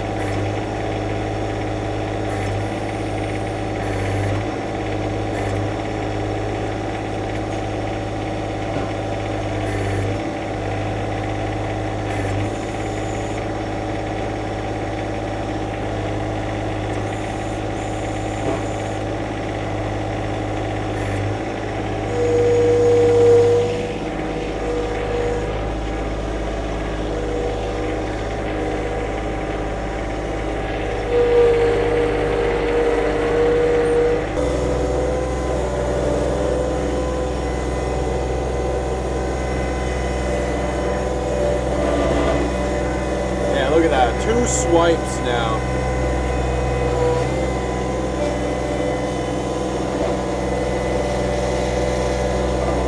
I know they say it's not for dirt work.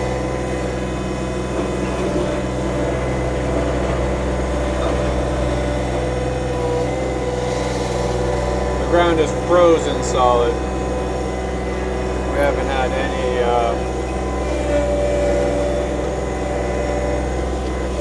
haven't had any warm days. Uh-oh.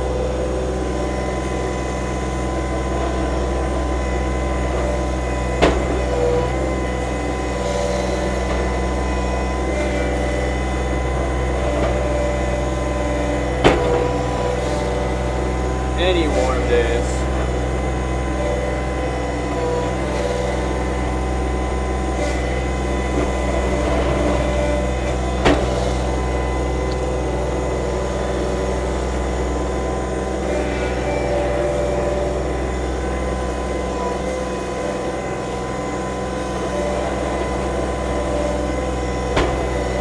See, a lot of people ask if I'm in float or not. They always question if I'm not. A lot of people think I'm not in float, and I am.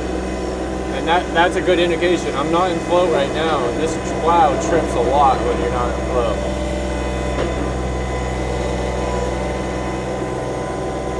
I'm trying to get the dirt off the driveway. But that should be a good indication that I'm not.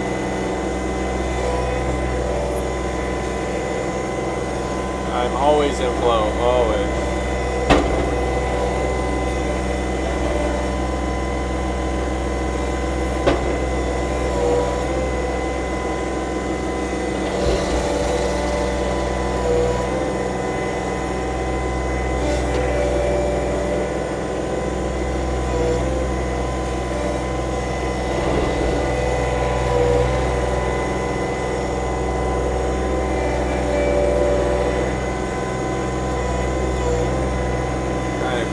Up a little bit.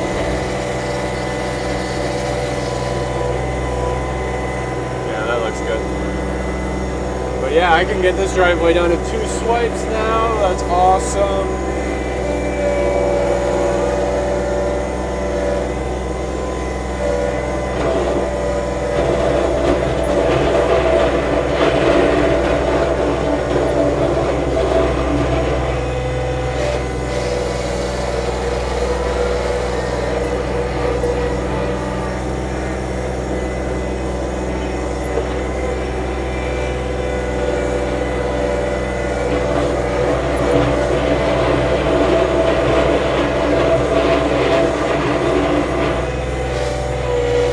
Nice. I like it. I'm very happy. I like that it's green too now. I want to see if they make new decals, and I want to get something that says 72 because that's what this is now. That'd be pretty cool. But yeah, hopefully liking the new camera angle for the GoPro. I've been putting it right here so you guys can see, and that I am putting it in float. So, but a lot of people ask, and I want to make sure I'm addressing the comments that I am. It's pretty impossible to do this driveway without being in flow. So, oh, I didn't see it go. Now open. Okay. So, I am indeed in float. Kind of have to be really far off that wall to be able. Okay, I guess I don't need to be that far.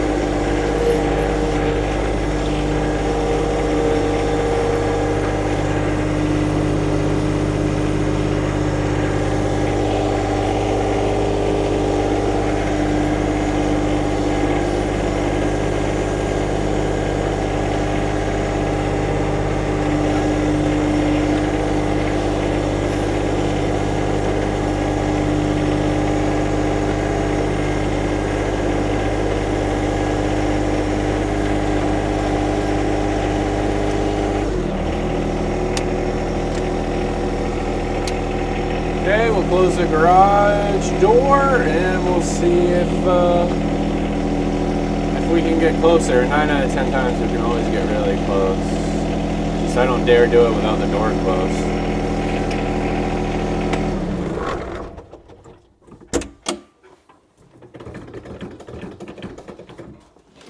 All right, so there we go. All right, so that is it for the plow extensions. I don't think I'll cover any more of that. If you want to see the, I mean, you'll see the video of plowing with these extensions. That will be live in a couple days when the plowing video comes out. I'm sure it's going to snow tomorrow. Every time they say it's going to snow, it snows. So I'm not worried about that. I can't wait to use that. That's going to be so exciting. But that was painting and installing them and testing them out before we painted them and everything. And yeah, I think that went really well. I think the build quality on this could have been a little bit better, but I mean, it is what it is at the end of the day. Like I said in the previous clips, they're just plow extensions. The snow doesn't know any different if the bottom edge comes out a little bit. So we'll test them, see if we love them. I mean, it's too late to send them back at this point. So we kind of just live with them, and I think they're going to be fine. I can't wait to push this snow. So let's say it won't push a lot of snow. We can just add more weight to the back.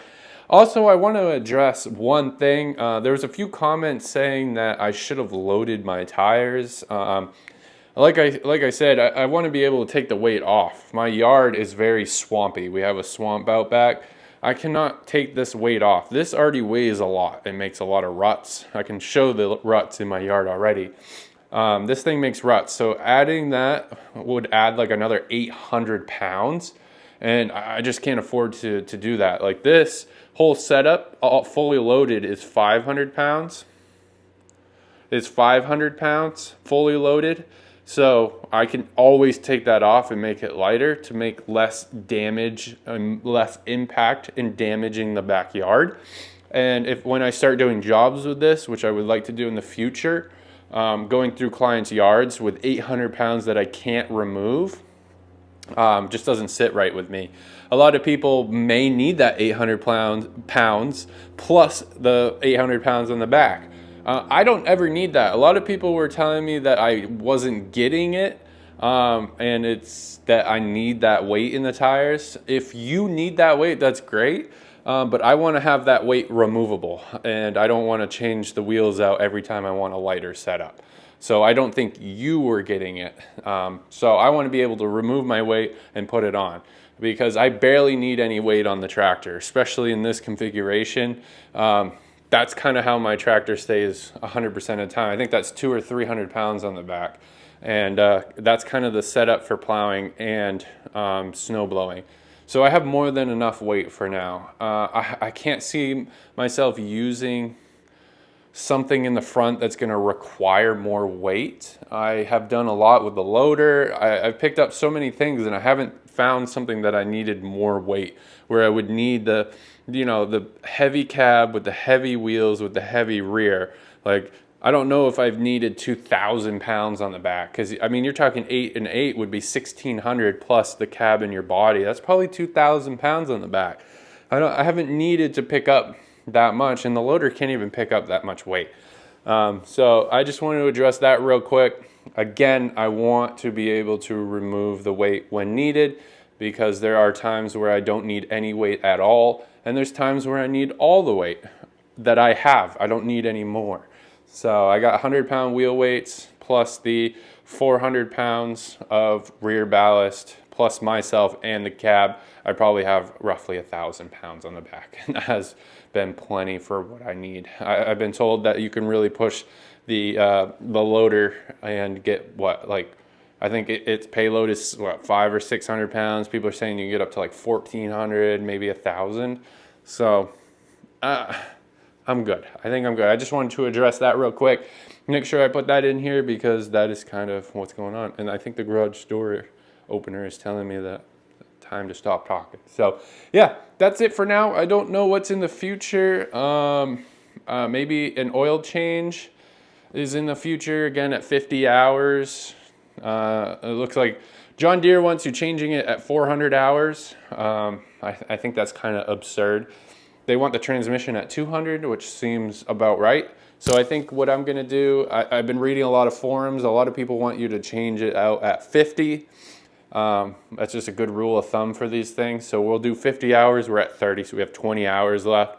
So we'll change it out at 50 and then we'll just do 200. Everyone seems to think that the 400 is absurd. Most people change that to every 200 hours, they'll do an oil change and a hydrostat change. So we'll do that. So I will probably do I'll do an oil change at 50 hours, probably do a hydrostat at 100, then do oil change and hydrostat again at 200, and then every 200 we'll start doing the changes. So I have that stuff in stock and ready to go. So yeah, that's kind of what's next here. I am looking into getting the 52-inch, I believe it is, 54-inch. I can't remember. I think it's 52-inch, the broom, power broom up front. I really want one of those, but I'm going to go used. I'm going to get one that's pretty used, pretty cheap, and paint it green, get new decals and all that, and new brushes. You know, find one worn out. Because I think brand new they're like $4,000 and I don't need a new one. I think I can get one for get a used one for like $800 and then maybe put another $800 into it to make it brand new. Maybe not even $800. I just don't know how much the brushes are to replace. And then yeah, coat of paint and decals. I think I could be into it for like $1,000, maybe $1,200. Again, I don't know. Maybe the brushes are expensive and I will be into it for $800, and you know, $1,600 for what will look like a brand new one will be sweet. So again, it doesn't require any hydraulics. It just has the front drive shaft. It's kind of like this without the hydraulics, which is awesome because it just requires the angle kit that's on here. So that will be awesome. That's something I'm looking into. Probably not, but again, I'm looking now, and if I find a good deal, it's gonna happen. So I just want to put that in the video in case you guys see it. I'm looking into that, and then I think next year or the year after, we're gonna get a brush hog for the back. I think not John Deere, Frontier makes one. The same company that makes those forks, the pallet forks up front. So we'll get a rear one of those. Yeah. I think those are what's on the roster right now that I'm looking into. I don't think there's anything else. So yeah, that's it for now, and I will update you with whatever's next. All right, so I got this kit here, and it's to put plow markers on, since, like I said, I think in the previous clip, these came with holes. So I think these will go right in, and we'll have little markers. I was gonna go to a, just like a normal plow dealership and get some of these and yeah, marker kits for plows, but these are the appropriate size for this because it's for John Deere. And yeah, I was gonna go to a plow place, plow dealership or wherever they sell plow supplies, and get some from like a pickup truck, but I knew those were gonna be really long and it was gonna look goofy, and then cutting them down would look funny. So I'm glad they had some in stock. They said that they had these, so yeah, I scooped these up. So let me get these installed. It looks like it's super easy. It just goes right in. So it looks like it does come with the hardware to put it on this plow, like their plows without the holes, because these don't have any holes. You have to drill these for these. So I think you have to do the same thing for that. So it comes with the bracket and everything. But conveniently, these had them on there, and that was the only reason I got these, because I knew that it would be easy because it has the hole. So let me do this real quick and update you. All right, so just as I predicted, it shows if you have the extensions that it goes right in. And then if you don't, it gets actually drilled. You have to drill in using these brackets. Drill into your plow, and it gives you that if you don't have the extensions, which is crazy. I wouldn't want to drill any more holes into the plow, but I have that now. So I'll put that to the side, and then yeah, all the trash. So these look absolutely wonderful. That is the look I was going for. It just looks like a plow now with these.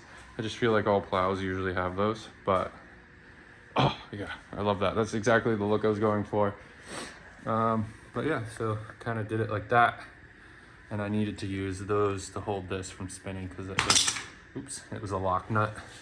So I needed to put those on there, and then I used 11/16 wrench on there and a 3/4, actually no, a 16 mil on the bottom. So this was 3/4 or 11/16. So yeah, that was that, and I think, oh yeah, I think that looks just like a classic plow. Oh, that looks good. That's what I wanted. They're the perfect height because they're, you know, John Deere made for it. Very happy with that.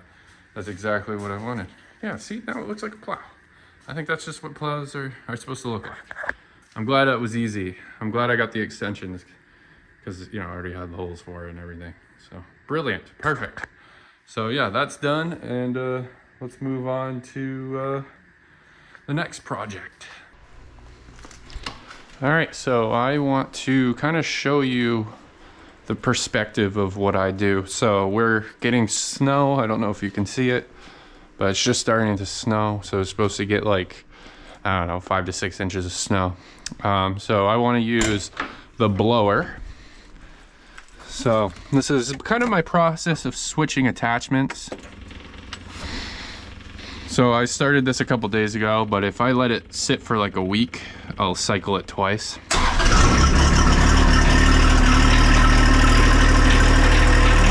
So I'll let it start up, warm up.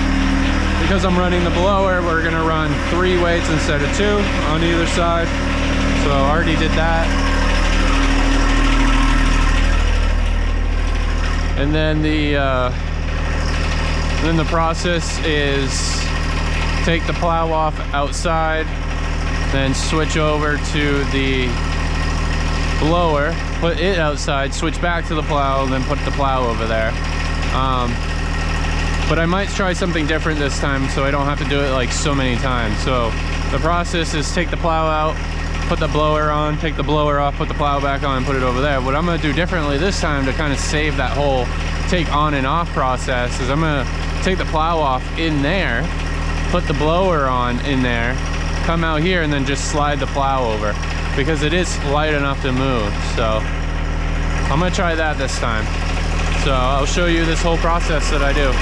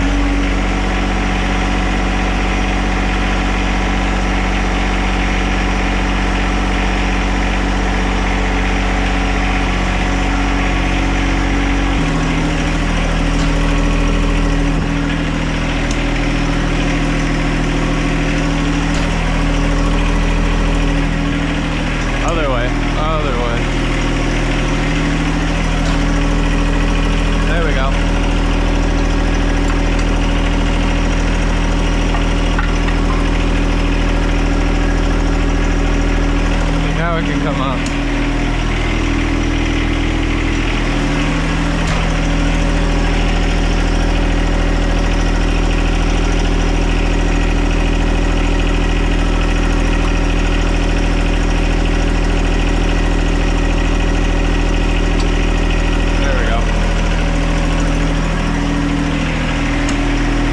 That's locked into place.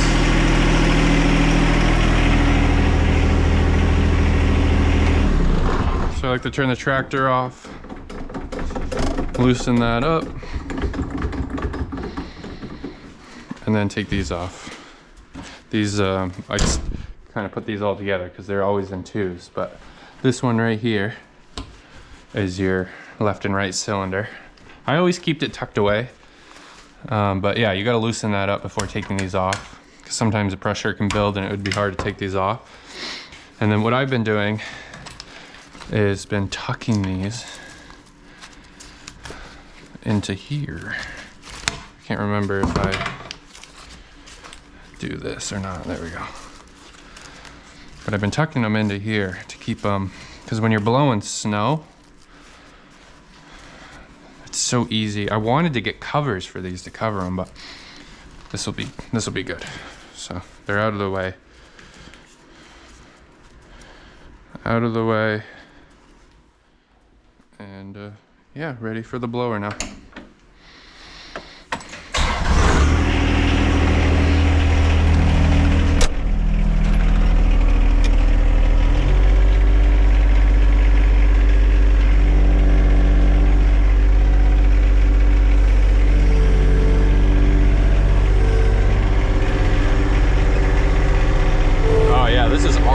I'm already seeing the benefits of doing it this way now. Yeah, this is such a much better way.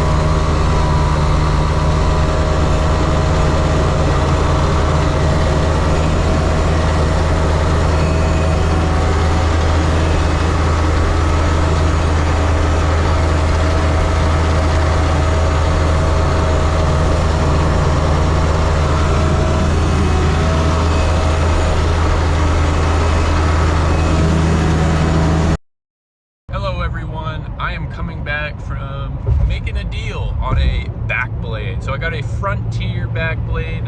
I believe it's a RB 2060. I can't remember. I will show you when I get home. But I got it over there. It's one of these, like, I don't, do I want to call it new old stock? I mean, it's like 2 or 3 years old, and it's never been used. Guy bought it, never used it, and so it's showing some wear and tear from the elements, but not from being used. So yeah, who knows what that means. I'll show you when we get there. So that's awesome. I got a few snow accounts halfway through the year, and they all have garages. Not ideal for backblading with the plow, and then when I don't have the plow and just have the blower, I have nothing. So I thought, let's just get the back blade and test this thing out. The guy was selling for a really good deal. You know, brand new, these things are like $1,400, so I didn't want to do that. So I got a good deal on that. Didn't even come close to that price, which is nice. And again, it's brand new, so we'll see the condition. I mean, it doesn't look like it's ever been used. I mean, you can tell. So that's awesome. Yeah, I think we'll just scuff all it has little rusty spots. Paint flaking. I mean, it's just sitting out in the sun, getting beaten on. I think just scuff it up, make it brand new, and you'll never know the difference. So I mean, these are back blades though. You're gonna be rough with them, going through the dirt. You know, me going through the snow and the tar. I got a lot of tar driveways, so you know that cutting edge is gonna get eaten. And it's just, it is what it is. It's a tool at the end of the day. So I didn't want to go brand new just for that reason. So yeah, let's stop talking here. Let's get home. Let's unload this with the loader, and then throw on the snow blower and the back blade, and see how these two will work in the next snow short. And then I'll show a little like back blading, because I can't help myself. I want to test it out.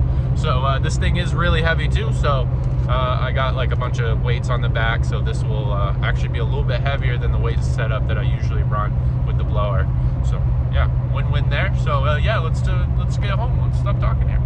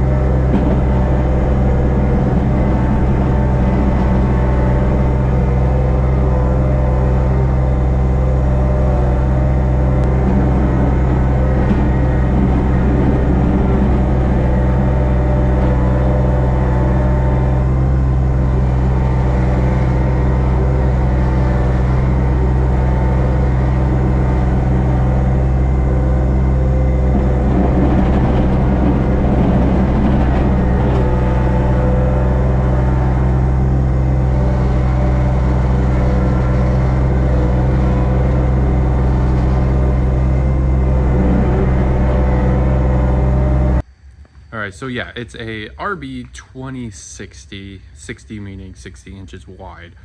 So I had a little difficulty getting it on there. I think that's nothing wrong with the blade, just first time doing it. And yeah, it's a Frontier blade. This is what I was talking about. So, but the blade, I mean, everything else looks brand new other than, you know, it being dirty. So yeah, there it is. Extremely happy with it. You can feel the weight. You can feel how heavy it is. So yeah, I was just worried about the length because it is absolutely huge on there now. So yeah, I'm gonna take the loader off now that I got it unloaded and put on the blower there. So I'm not sure if you have to take all that off, but I did. So yeah, that's kind of the new setup now, and it's a lot more weight, so it feels so much better. Oh, look at that. Nice. Now that setup back there is for nothing now, because this is much heavier. I don't know the total weight on it, but yeah, this can be used year round. And if I really do need more weight, I think there is more suitcase weight than there is rear blade weight, but I'm not sure. Anyway, it comes off super easy with this speed cup. So I'll just flip that kickstand and then just drop the stand there, the speed coat, and it comes on and off just that quick. So yeah, I want to try this out, see if it will be better or not, and if it is, then awesome. If not, we'll just resell it. So, but I think it'll be a good addition because it is. It's nice. It's nice and heavy, and the little back dragging I did was nice. But the real test will be tomorrow. Got a good snowstorm coming, so I'm gonna get that back on there and see how it fits on this side of the garage. All right, so this might be a good candidate for a. I started sanding it and getting all the spots off, and this just might be a candidate for sandblasting. I don't know if this was improperly prepared from the factory, but I scraped off right here and then sanded it. Sands out pretty nice, but it just looks like they painted over rust. Sorry, I got a mask on from sanding. But yeah, it just peels away. I don't know if I can show you.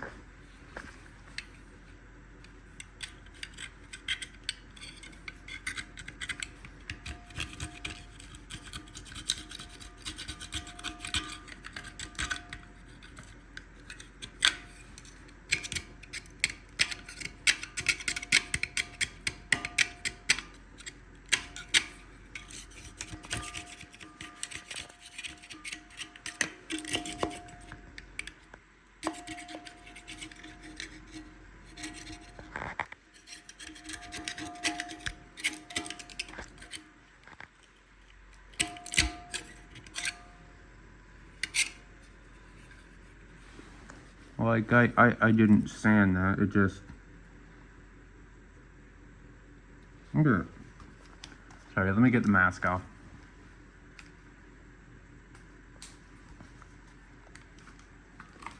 Like, look at that, that's like evidence that they painted over rust, right?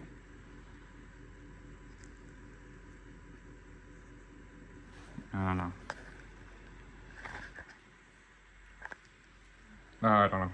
Maybe it's just, you know, so rusty from sitting, but still, all these little bubbles are just places where rust is coming through, rust jacking. Like, how would that be possible if, you know, if it's prepared, metal prepared and then painted properly? Like, why would that happen, right? Was there a defect in a certain year? Like, every bubble you pop is just rust under it. Like, why would perfectly good metal just do that, right? From sitting outside, if the paint was prepped properly and the metal surface was prepped properly, why would this happen? So I wonder if this was just a bad year. So it's just like every little spot that I peel off is rust underneath, like no matter where you go. There's a few spots like over here that cleaned up from the rust, but I mean, I don't think paint should just flake off like that. Like if paint's good on there, it should just scrape off like right here. Like right here, there's just a few good spots on this thing that it's good, but you know, the majority is like this, and it just, look at that, just flakes right off.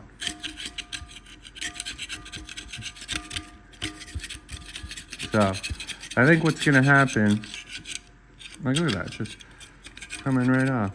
And there's a bunch of rust underneath. Rust is fixable, rot is not fixable. But yeah, I don't think a perfectly prepped area would be shedding its paint in chunks like that. Look at that. I mean, there is something about it. It is oddly satisfying. Like, don't get me wrong. Like, look at that.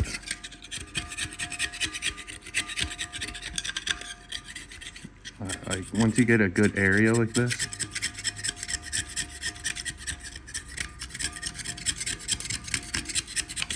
like, you're telling me that's normal? Like, that's not normal.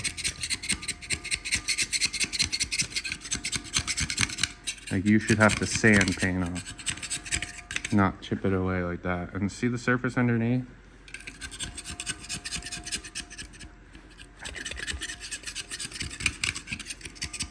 You get me going now. I'll just sit here all day and do this. But yeah, see, it just comes off. I don't know. I think I got sandblasting media, and I want to try it. Try sandblasting again. And I think this is a good candidate for that. Like, look at that. Like, proper paint doesn't just do this. I've never seen this before. Like, I've seen videos of bad paint jobs where air compressor can just blow it off. Like, that's super bad. This actually is taking some effort. But yeah, this was not a good year for John Deere. Like, your implement shouldn't look like this, especially when it didn't even get used. Should not look like this in a few years. And that's not good. So anyway, took that whole thing off in a few minutes just by sitting here. I mean, you just saw me with that. I mean, that took a few seconds. So you can imagine how quick this whole side was. Oh yeah, look at that, that was a big chunk. So, I mean, evidence down there. Just sitting here chipping it away. So I'm gonna sand this, make it look semi, I'm gonna sand this, make it semi nice looking for now while I use it for the next storm in the next few hours. But yeah, comment down below if you've noticed this, because I can imagine this isn't the only one. So yeah, I'm gonna get new decals. I'm gonna take that off. I'll get new rivets and rivet that on there. I think that's upside down too, if I'm gonna be honest with you. And yeah, I'll fully take this apart, sandblast it. The blade's fine. I wouldn't fix it even if it wasn't, because it's gonna get beat up. But like this main part and that part will come off. This main part I'll sandblast and paint, make it look nice. Do a better job than factory did, I guess. So anyway, that's the update on that for now. All right, so I got this little mod here. This adapts your John Deere windshield wiper arm here into a J-hook style. So it's a flat arm, very specific to John Deere. And yeah, I was told that these wipers are like 80 bucks or something like that. So this will adapt a normal windshield wiper. So I just got a cheap little $13 wiper here, where I was told these are like 80 bucks. So, and they're John Deere specific. So yeah, let me put this on. It's all metal too, which is really nice. Just got it off eBay. There was only a few left. So if you want to try these out, go fast. So yeah, let's try this on here. I don't know if you've noticed in the time lapses or in the videos, but like I would say like 2 or 3 inches, it was just not getting. So yeah, we're going to try that out. I really don't like these style. These are called beam style. I'll show you what I mean, but I just don't like this style. They just never work for me. So let's try this. If this works, the Bosch ones were cheap. These are 15 inch. I got a 16, but because I measured 15 and 5/8 or so. So if a 16 is too much, then I'll go get a 15. But I think 16 will be good, and this will kind of move it backwards. So yeah, let's get this installed. All right, so yeah, that does work with a standard wiper. This is a beam style, so hopefully it will have more coverage on the bottom here and everything. So yeah, that fit right up. This is missing a cover. It's supposed to have a cover. I'm gonna put a rubber band over that, keep it, but I mean, it's not going anywhere.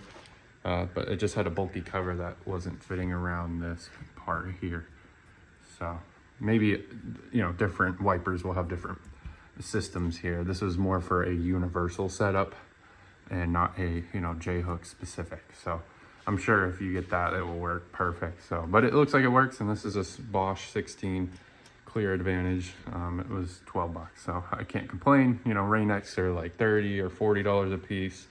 And then there's obviously some other styles like this one that I don't like. That could be, you know, $8 or cheaper. I'll see how it goes. Use the fluid, see if it cleans it off nice. And then the next rain or snow event, we'll see how it works. So I will update you then when that happens. All right, so I'm in the tractor. Let's test out this windshield wiper. See if it's any different or if it's gonna hit anything. So, and I haven't started the tractor in a long time either. So it hasn't snowed in quite a long time. Oh, yeah. So it is hitting. And it's not hitting the middle at all either. That's fantastic. This is why we test things. So, yeah, there's a big chunk right here. I don't know if you can see it, but it's missing. So we might have to go back to the OG wiper. I'm not sure. We'll find out. Current update, March 1st, almost 70 hours on the tractor. It's getting close to its first oil change. Everyone's saying do fluids at 100 hours. And then after that, the tractor recommends doing fluids at 400 hours for change intervals. It's crazy. I think I'm just gonna stick to like 150 or maybe 100. 100 is a lot, I feel. There's a lot of hours. I don't know. If you, I gotta do that exchange and see what that is, because 100 hours is a lot. I mean, your car, I do every 3,000 on my cars, but you know, the normal recommended is 5,000. So I'll see what the equivalent is, because 100 hours seems like a lot for oil change and transmission. I get. Transmission, I'll probably stick to the 200 to 150, because that doesn't need to be changed a lot. But, you know, it does run attachments and everything, so it is going through a lot of stuff. So, I don't know.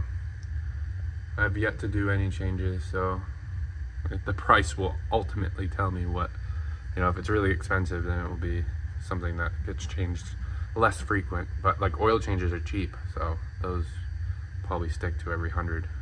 I don't know, tell me in the comments what you guys think. All right, for you John Deere people out there, you're probably screaming at me, but yeah, there's this little tab right here, and this whole rod goes in and out. So I just went like 2 or 3 notches in, and we now have what looks to be full wipe, and it doesn't hit over there anymore. So if I do that, it doesn't hit, and let's see, yeah, it doesn't miss a spot anymore. Look at that. So cool. Wonder if John Deere knew that was something you could do. Interesting. I mean, now that makes me want to do a bigger wiper, but now it would hit over here. So yeah, keep that in mind if you go with this kit. It pushes everything out that way, which makes sense. I'll probably go in 1 more notch, because you've got plenty of room to go up. And yeah, it's still hitting way down here, so yeah, going with that 16 was a good idea. I would recommend that, going from a 15 to a 16. I always like to go a little bigger when I do that. When I do new wipers, I always like to go a little bigger because factory's kind of small. So, but yeah, looks like that worked. So you can just move. I don't know if all tractors like that. This one's brand new 2024 model. I think the 25s are just coming out now. So, but that's on mine, and that's pretty cool. I like that. So I'll probably go in one more notch just to give me that extra clearance. Looks like it's stopping about half an inch before the end there. So this one's probably about an inch. So I want to kind of replicate it on both sides. But yeah, that works great now. Sweet, awesome. I was a little worried about that. So I know a lot of times when you fold out the windshield, this arm can have a little bend to it, so it doesn't push hard. So it doesn't push hard on the glass. So yeah, let me do a notch and go from there. So cool. That's fixed. No more updates on that, I don't think. So I'm glad I only have to deal with that one and not the rear one. I don't know. I feel like I should be recording this. Smoothing out my backyard.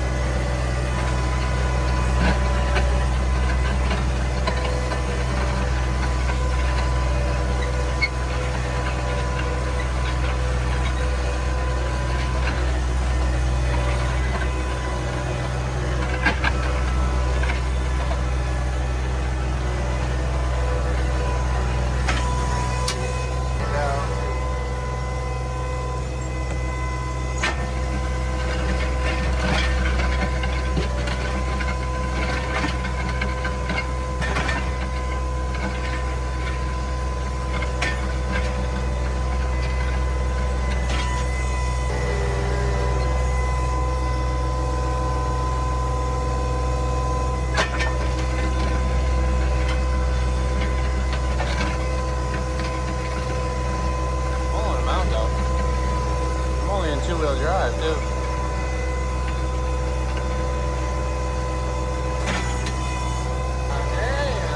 I got no front weight on. A little sketchy some days.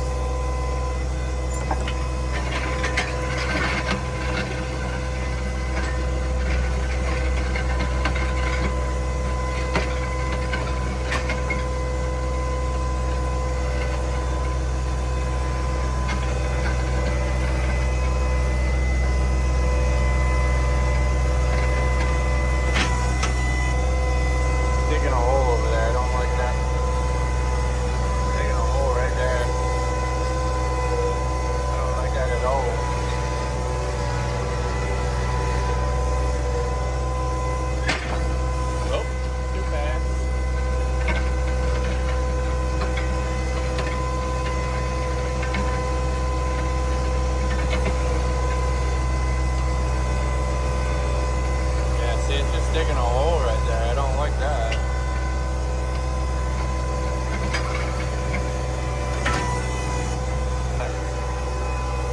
Go on there.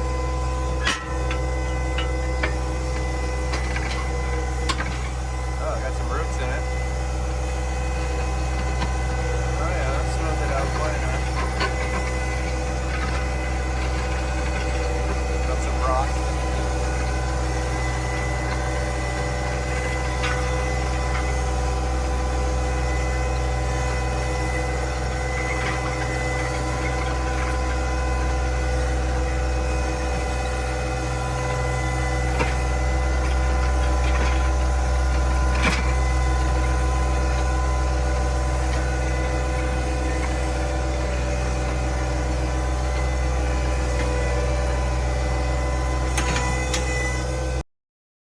All right, so it's that time. We got 100 hours on the tractor. So I'm probably gonna go to 150 for the hydrostat, but The engine oil, I'm gonna do 100 hours. I just don't like the 400. I forget. Pause it and look on there. Tells you exactly when to do it, and I don't agree with it at all. So yeah, got the sides off. I didn't know where everything was. So looks like right here is oil filter, and then the drain plug down below. So let me get the oil filter off and get the drain plug draining. And yes, I'll take the red thing out of the drain pan. So it takes 2.9 quarts, which is pretty much 3. So you can just put 3 quarts in it and call it good. All right, so just like that, I am done with that process, and went smooth. Got the new filter on, you can tell because it's got John Deere on it. The other one just was black from the factory. And then, yeah, got the oil changed out. Got just a little bit of one left. It took the other 2. It is 2.9, so I got it right to where it was when I got it. Check the air filter, needs to be changed. It's pretty black, it's pretty nasty. So we'll get that, 2 of those. There's an inner and an outer. Part number's right there. And get those changed out. Very important to have nice air filters. Grab those tomorrow. Having the fill right there was really nice. Didn't even mess with the one on top here. So yeah, that was really nice. And I'll see if they sell a crush washer for the oil pan drain plug, because yeah, I feel like it has one. I feel like they'll have one for replacing. I would imagine after 1 or 2 uses, it's junk. So it's sealing, it's not leaking. Checked around the oil filter. The oil filter was a little smaller than the one that came off, but it worked. Threads worked, and it seals great. No leaks. And yeah, let it run right to level. And yeah, it looks good. So now I can get back to work. I was just in the middle of a massive project. Yeah, I got that and that. So I don't know if you can see, big massive hole. So yeah, I was in the middle of that, hit 100 hours. So yeah, another 50 hours and I'll probably do the hydrostat. Yeah. So I think maybe 75 hours. I'm not sure. It says 450 or something like that, I think, or 250. So yeah, we'll do it here soon. And I just don't have any of the stuff to do it 100 hours. And I think 100 hours is a little too soon for the hydro. So yeah, because I mean, I already got 1 jug, but you'll need like 2 and a couple filters and stuff. So it's pretty pricey stuff as well. You know, got to do a whole flush on that. So that's fun. And that's something that you should do, because the hydrostat also supplies your implements. So if you have a loader or anything, literally anything with cylinders, that fluid's coming in and out of that. So it can get dirty and mucky pretty quick. So yeah, I constantly check the level on that, check the oil level periodically, not as often. And so yeah, happy to have that done, and we'll move on to the next maintenance. But yeah, really cool to hit 100 hours. All right, so yeah, the time has come where I broke yet another thing, which was the back window bracket here. Look at that, completely bent that. It's supposed to have a little bit of a bend, but not a severe bend. So I'm glad I didn't break the back glass. A little damage on the thing here, but yeah, I was playing around in the woods, hit a tree, bent the bracket. This is the only thing to bend, and that's a $75 mistake. So got that on order. And I think in the last clip you saw that I did the oil change. Everything turned out good there. This thing does need a bath, holy. But yeah, everything's good there. Now it's time to do the hydro fluid as well. So that's a good clean. That should have some metal chunks, I've been told.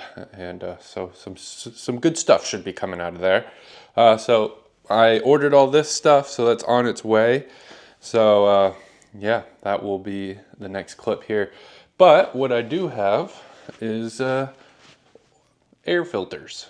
So we got an inner and an outer. I want to get that done. These ones in here look pretty old. It looks like it's been, this looked like it was a lot sitter. So this one, this beautiful behemoth probably sat in a lot for a while. So I looked at the filters, air filters. They looked dirty. Again, I don't know what they were supposed to look like, but they didn't look good to me. And so I'm gonna change them out. Now I'm not entirely sure if that's how they're supposed to look. So when we break into the new ones, we're gonna replace them anyways. And I'm not sure the total hours you're supposed to replace them or clean them, service them, but we'll do it at 100 that we're at now, and then we'll refer to the manual later. I just wanted to check on them. It's in this area, so when you're doing an oil change, this is your area, which is unfortunate.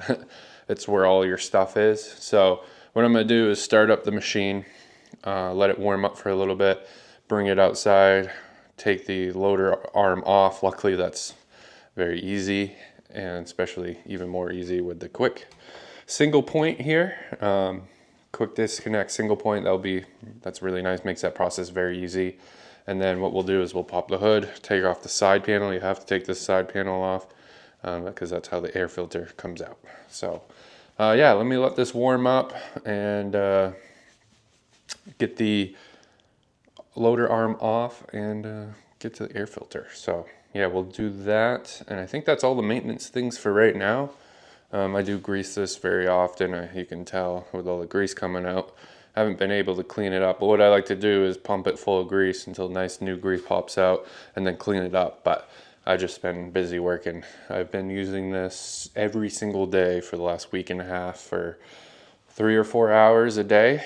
So it's been non-stop for the last couple weeks, week and a half, 2 weeks. So yeah, she's seen some good use. You know, once all my projects around the house died down, then it's gonna be hanging out for a little bit, which is good. And then when I get a rear mower and start doing jobs for the rear mower, that's when it will get more use. So yeah, bought it to use it, right?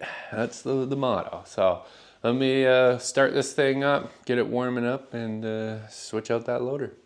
All right, so had it warm up, took off the loader, and now this is the area we want to get into. It's a little tight with the single point, if you have one. Oh, let me get that light back on. It's on a timer. So it's a little hard, a little difficult to get to with the single point, but not impossible. So you take your key, push it in there, you know, the usual. And then you do your twist tab, pull out there, and then it's a little tricky with the cab to get to, but you push it in and find the area that this wants to come out. There we go. And then find that you twist up like this. Get through. There we go, like that. And it comes off. And then your air filters right here. Pull that, twist one way, and come out. And I've been working a lot of dusty, dry. So this is what I was talking about. Like, we got some black, and it just looks old. Like these just look old, don't they? Like this has got crap on it. It's all black. Like the inner and outer is black. So I'm really curious to see what they look like brand new. Because, are you seeing that? Yeah, you're seeing that plenty good. Let me get you lower down here. Yeah, you can see that clear as day how black that looks. Oh yeah, yeah, yeah. That's what I thought. Yeah. Okay. So, well, these markings are still here. But look at that color difference. That's what I'm talking about. I felt like it looked dirty. Oh, this poor thing is gonna breathe so better. Oh yeah, look at that. It's all black or even inside. Yeah, okay. I'm glad I did this now. That was a good investment. I felt like it looked dark. Oh, I'm glad that's like that.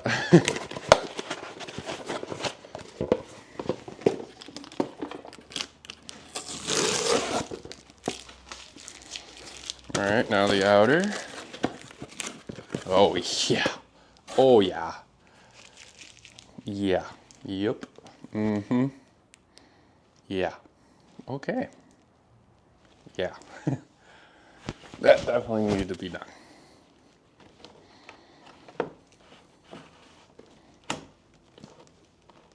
Yeah. Yeah. Okay. Definitely needed to be done. I felt like, I mean, it only has 100 hours on this filter, so like, it clearly, okay, no, one more. Nope, too much. There we go. Oh, it twists down. Okay. There we go. Yeah, there we go. Perfect. I mean, it only has 100 hours on it, so why, like, that's not 100 hours of use, is it? Either way, it's garbage now. But no, I am keeping them over here just in case.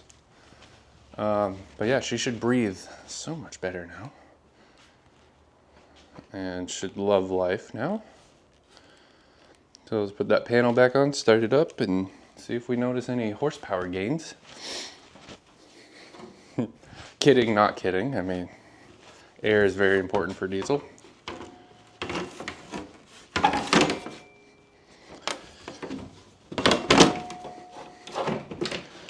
Very important for a diesel engine. All right, let's see. Get that in a place where it's happy.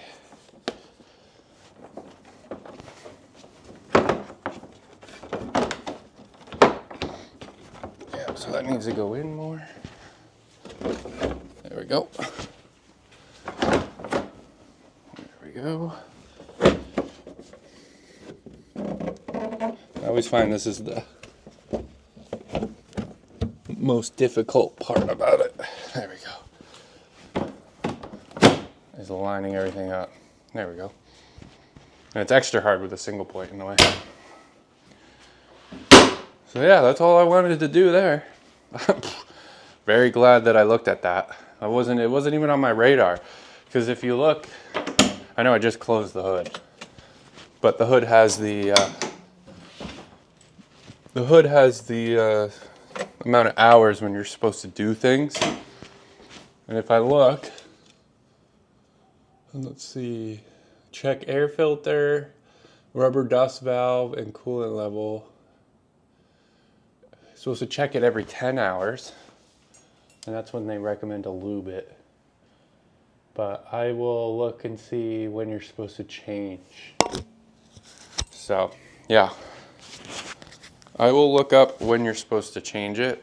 It's probably something crazy, like every 600 hours or something. So, but yeah, that's what I wanted to do. So I'm gonna start it back up and put the loader back on and everything, and I'll tell you if that changed anything. I'm sure you'll be able to feel it, you know, it's air filter. No, I'm just kidding. Just kidding. It shouldn't change much, but it should breathe much better now. So, you know, just be more fuel efficient, sucking cleaner air, and it's not suffocated. It can get more air volume. So, but other than that, it shouldn't be like too dramatic. So yeah, I'll just update you when we get the fluid and the new bracket in, and I'll show you installing that and doing the fluid change.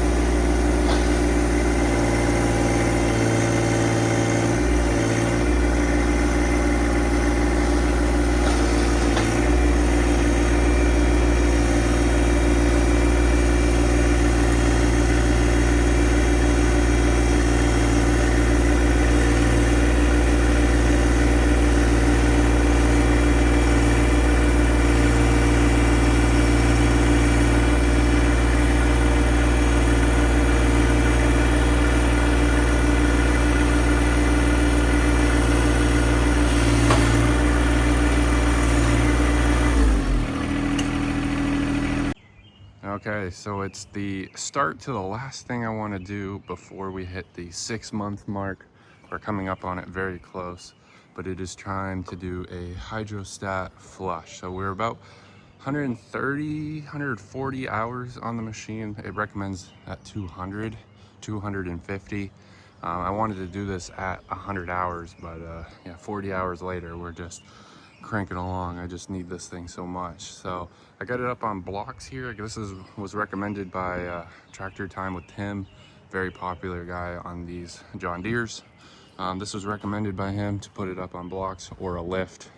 And yeah, so we got it on the blocks here to fit underneath. So yeah, it's all up, e-brakes on and everything. Got the dog in the corner. We're ready to get rolling on this thing. All right, so all the things required to do the hydrostat change are this special 4-gallon drain pan. Most of them are not 4 gallons. And then you're gonna need 4 gallons of the high guard, 3 full ones, and then I think they recommend a quarter to half of the other one. Then your filter. Again, I go all OEM. John Deere recommends running the high guard, the OEM fluid. Definitely would recommend. You don't want to screw anything up. Tractor Time with Tim recommends these tools. They're nit pecks and filter wrenches, because John Deere just really puts them on tight from factory. So if you've never changed them before, they are just on there from like Superman putting them on there. I don't know why. The oil filter I fought forever, so I knew that I wanted these filter wrenches. Also, he recommends the magnet, the extendable magnet, so that you can reach deep into that pan and grab all the debris, because there will be metal debris when you're breaking in your hydrostat for the first time. So those are all the tools recommended and that you're definitely going to want. He recommended them, I bought them, and yeah, it totally made this job easy. So I don't know why you wouldn't listen to someone that has done something so many times, just to do it easy once the first time, like we did here. Then I dragged out all my tools and got straight to work on the hydrostat. All right, so I started with getting a 13 mil on the electric ratchet. By the way, if you don't have one of those, definitely recommended. I went this long without one, and don't know how I lived without one. So I would recommend that on your tool list, maybe for Christmas. See if the girlfriend, wife, or mom or dad can get you one, because it is worth getting. But I went underneath, and I had a lot of mud caked up into the cooling fins. Really not recommended. You want to make sure that your cooling fins are clear of debris so that the hydrostat can cool efficiently and how it's supposed to. So I spent some good time underneath here cleaning up the bottom of the case. I think there really should be a shield to protect that, to minimize this, but then again, it wouldn't have the cooling. It wouldn't be able to cool itself efficiently. I believe it's a 13 mil. My drain plug should be replaced, because I couldn't get anything on it. I think I scraped it a bunch. Definitely recommend getting the 2 Series John Deere at this point. The ground clearance on the 1 Series is just not enough. Driving this thing through the woods has really beaten it up, and that's why there's mud caked up underneath. So you'll see me right here fighting to put on. I tried a 1/2 inch, 9/16. I tried a 13 and a 14, and I believe the 13 was hammered on, was recommended. So yeah, definitely hit it. Again, I wish there was protection underneath to keep it protected. If you mess something up, that is a pretty critical error. If you do, that's really not good. That's like the heart of your tractor. So yeah, I hammered that socket on, got it loosened up, and splashed myself a little bit right there. No problem there, that's fine. And letting it drain. I pulled the dipstick and it just started gushing out, so be careful with that. If you have the room, definitely take the dipstick out, because it allows it to come out at Mach 100 and it's just sprayed everywhere. So yeah, be careful, especially if you've been running the machine. It can be hot oil. Just do it at your own risk. And we'll continue from here. This is where it takes a long time. Draining the fluids and putting the fluids back in is a long time. So the next step after this is to grab your Allen. I like to do the ones on the sockets. Again, with the electric ratchet, it just makes it so much easier. I can't remember what size it is, but I have the variety, and I'll put one on there. It's just one screw, and it takes out the elbow of I think it's the main feed, and that has a magnet with a screen on it, and you're going to want to clear that and make sure that, yep, so there is the Allen set again on the socket. It makes it much easier, and that's where the other tools will come into handy. Alright, so I screwed in the drain plug back in, got it all drained out, and took my time with it. And then now I'm going to take the knit packs. This is the first time using them, and I can see why people recommend them. They are awesome. So right now there's this like rubber piece, though it's a hard line into a elbow, and they put a rubber hose between it, just a small 3 to 6 inch rubber hose. And so there's 2 clamps holding them on, so you just remove the 2 clamps, which the knit packs made so much easier. Then you take a flathead screwdriver and wiggle it up, and then you go and grab your Allens, which I did. Grabbed an air compressor again, I have a bunch of mud caked up. It's been extremely muddy this spring with all the rain, so I don't want to contaminate it, so I just blew it all out and found the right Allen again on the socket, which is really nice. And so yeah, here's taking the screen out with the magnet, and we'll zoom right into that. And honestly, it didn't look terrible. It could have looked a lot worse, could have looked a lot better. So here we are with with that. So this is typical. They tell you might see little pieces of wire and a lot of shavings. So that's about what you want to see. That was the biggest chunk I had. Not sure if that's concerning or not, but it's documented just in case. I've never heard any noises or anything. The fluid looks good, and that looks about typical. So that screen can come off of that 90, like I was saying, and you can clean it out. It's recommended to clean it very well. Take your magnet out, clean it. Definitely recommended to have brake clean. If not, just wipe it with a paper towel and get it as clean as you possibly can, and put it all back together and start adding fluid into it. So I started cleaning it and making sure that I got that thing squeaky clean. Also, be very careful with your magnet. It is very fragile. You drop that, it's going to shatter, and you'll have to get a new one. I have no idea how much that is. Don't want to know. So yeah, after cleaning it very thoroughly, I wanted to make sure that it was very clean. Just ran out of brake clean, so that was not an option for me. So I had to spend the extra time to clean it with paper towel there, as you see. And yeah, it looked pretty good. I just did my best to clean it as well as I can. Put it in the fluid to clean it and wash it off. Also took out the magnet that was recommended, and just put it in the case as far as I can and all the way around, and I just kept putting the magnet inside that case that you see me doing right now. And it actually wasn't that bad. No big chunks. That, again, like that one I found on there was the biggest chunk. And yeah, I just kept sticking it in there until it was all clean, just as far as it would go. It probably took 3 or 4 or 5 times.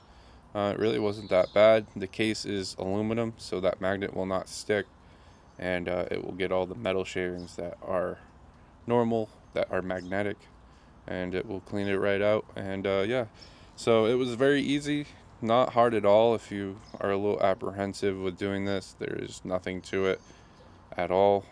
If I can do it, anyone can do it. I have very little knowledge on this. This is my first John Deere, first time doing this. And yeah, this was no problem. Filled it back in with fluid and run it. And yeah, no experience needed. So yeah, it was very easy. It was, watching many YouTube videos made this process very approachable for someone like me that has never done it before. So yeah, just gonna button it all back up like you see I'm doing now, and put the one screw in, put the hose back on and the clamps, and move on to the filter.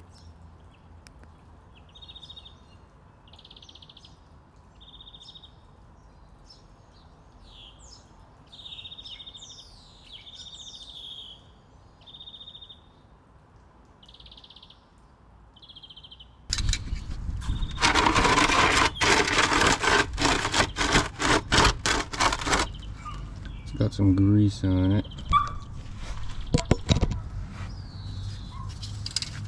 Little one or big one? Let's try the big one first. Ooh.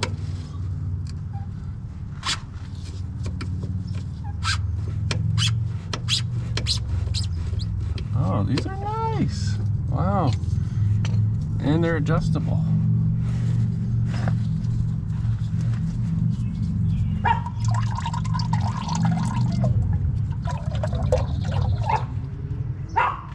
Very nice. It's got grease on it for me greasing all the fittings, which I should do actually.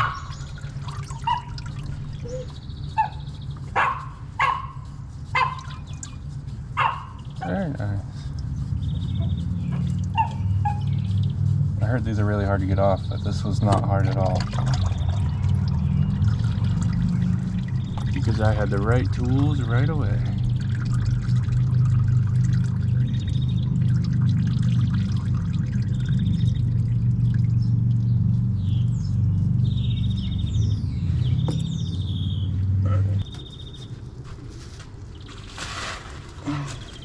Yep, that looks like the right one.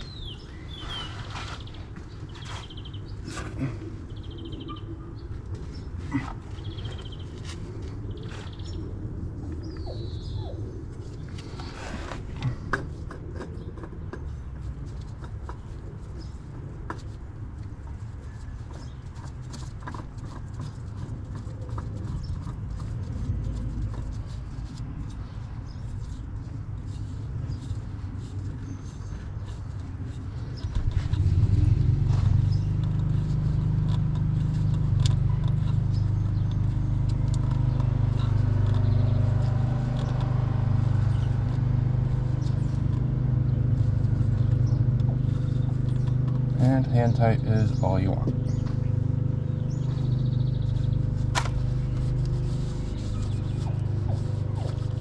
Alright, so now starts the tedious process of putting about 3 1/4 gallons of hydrostatic fluid into it. So yeah, make sure you use the high guard as like I said, and yeah, this is very tedious.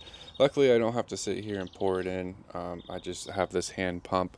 It might be worth getting a electric version of this. I think they make a cheap one, and that would make this process easier, especially knowing that I will be doing this many times in the future, every 200 hours or so. I believe they tell you to go longer, maybe 250, maybe 450. I can't remember exactly, but I would probably stay on top of it because your hydrostat is linked with your fluid to your loader and all other attachments. So the fluid can and will get dirty quickly. So I would like to change it more often, just like the engine oil. Make sure this thing is well maintained. So yeah, this was a quite long process. I won't show you all of it, but here's just a little clip. So let's just skip right ahead to starting it up, checking, make sure that it is topped off to how it's supposed to be. The thing is, you're supposed to check this when it's cold.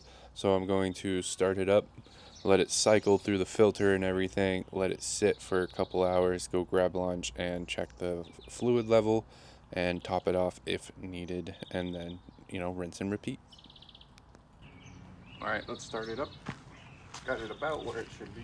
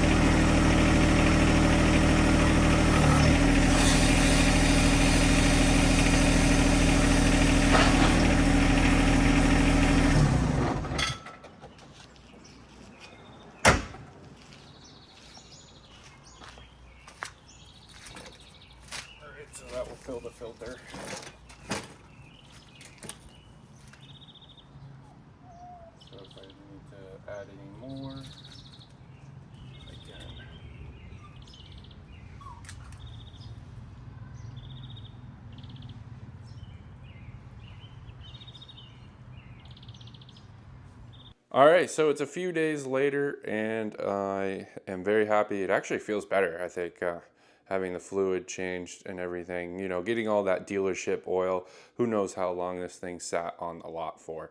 So, yeah, getting that old fluid out, getting all new fluids in it is nice. Every single fluid has been changed, even the front axle I ended up doing as well. And yeah, everything's changed and awesome. This thing can't be any better right now. So yeah, this is a wrap on the 6 months of ownership with this. So this whole video is every single thing that has happened to this. I am very happy with the John Deere. Like I said, I think a 2 series for anything in the woods, just having that ground clearance. I know that was a huge thing. It was something that I wasn't really concerned about. Again, I bought this for winter, and yeah, it does everything I would need it to do in the winter and plus some for the summer. It has been an absolute workhouse, and I absolutely love this thing. If you have anything to suggest, please put it in the comments. I know this is a very long video. I did break it up for you guys, but you have seen everything on the channel, but this is just all in one place. So hopefully you guys enjoyed, and yeah, another 6 months to record on this thing. I will catch back with you in 1 year. So cannot wait to have owned this for 1 year. 6 months has flown by. I just can't believe it. I'm actually a week behind recording this. So my 6 months truly was 1 week ago, but I just needed to get so much done in that first 6 months. So yeah, hopefully you guys enjoyed, and I will catch you guys in the next video. Thank you so much for watching. Make sure to hit that subscribe button if you want to see more. So thanks a lot. I'll see you in the next one.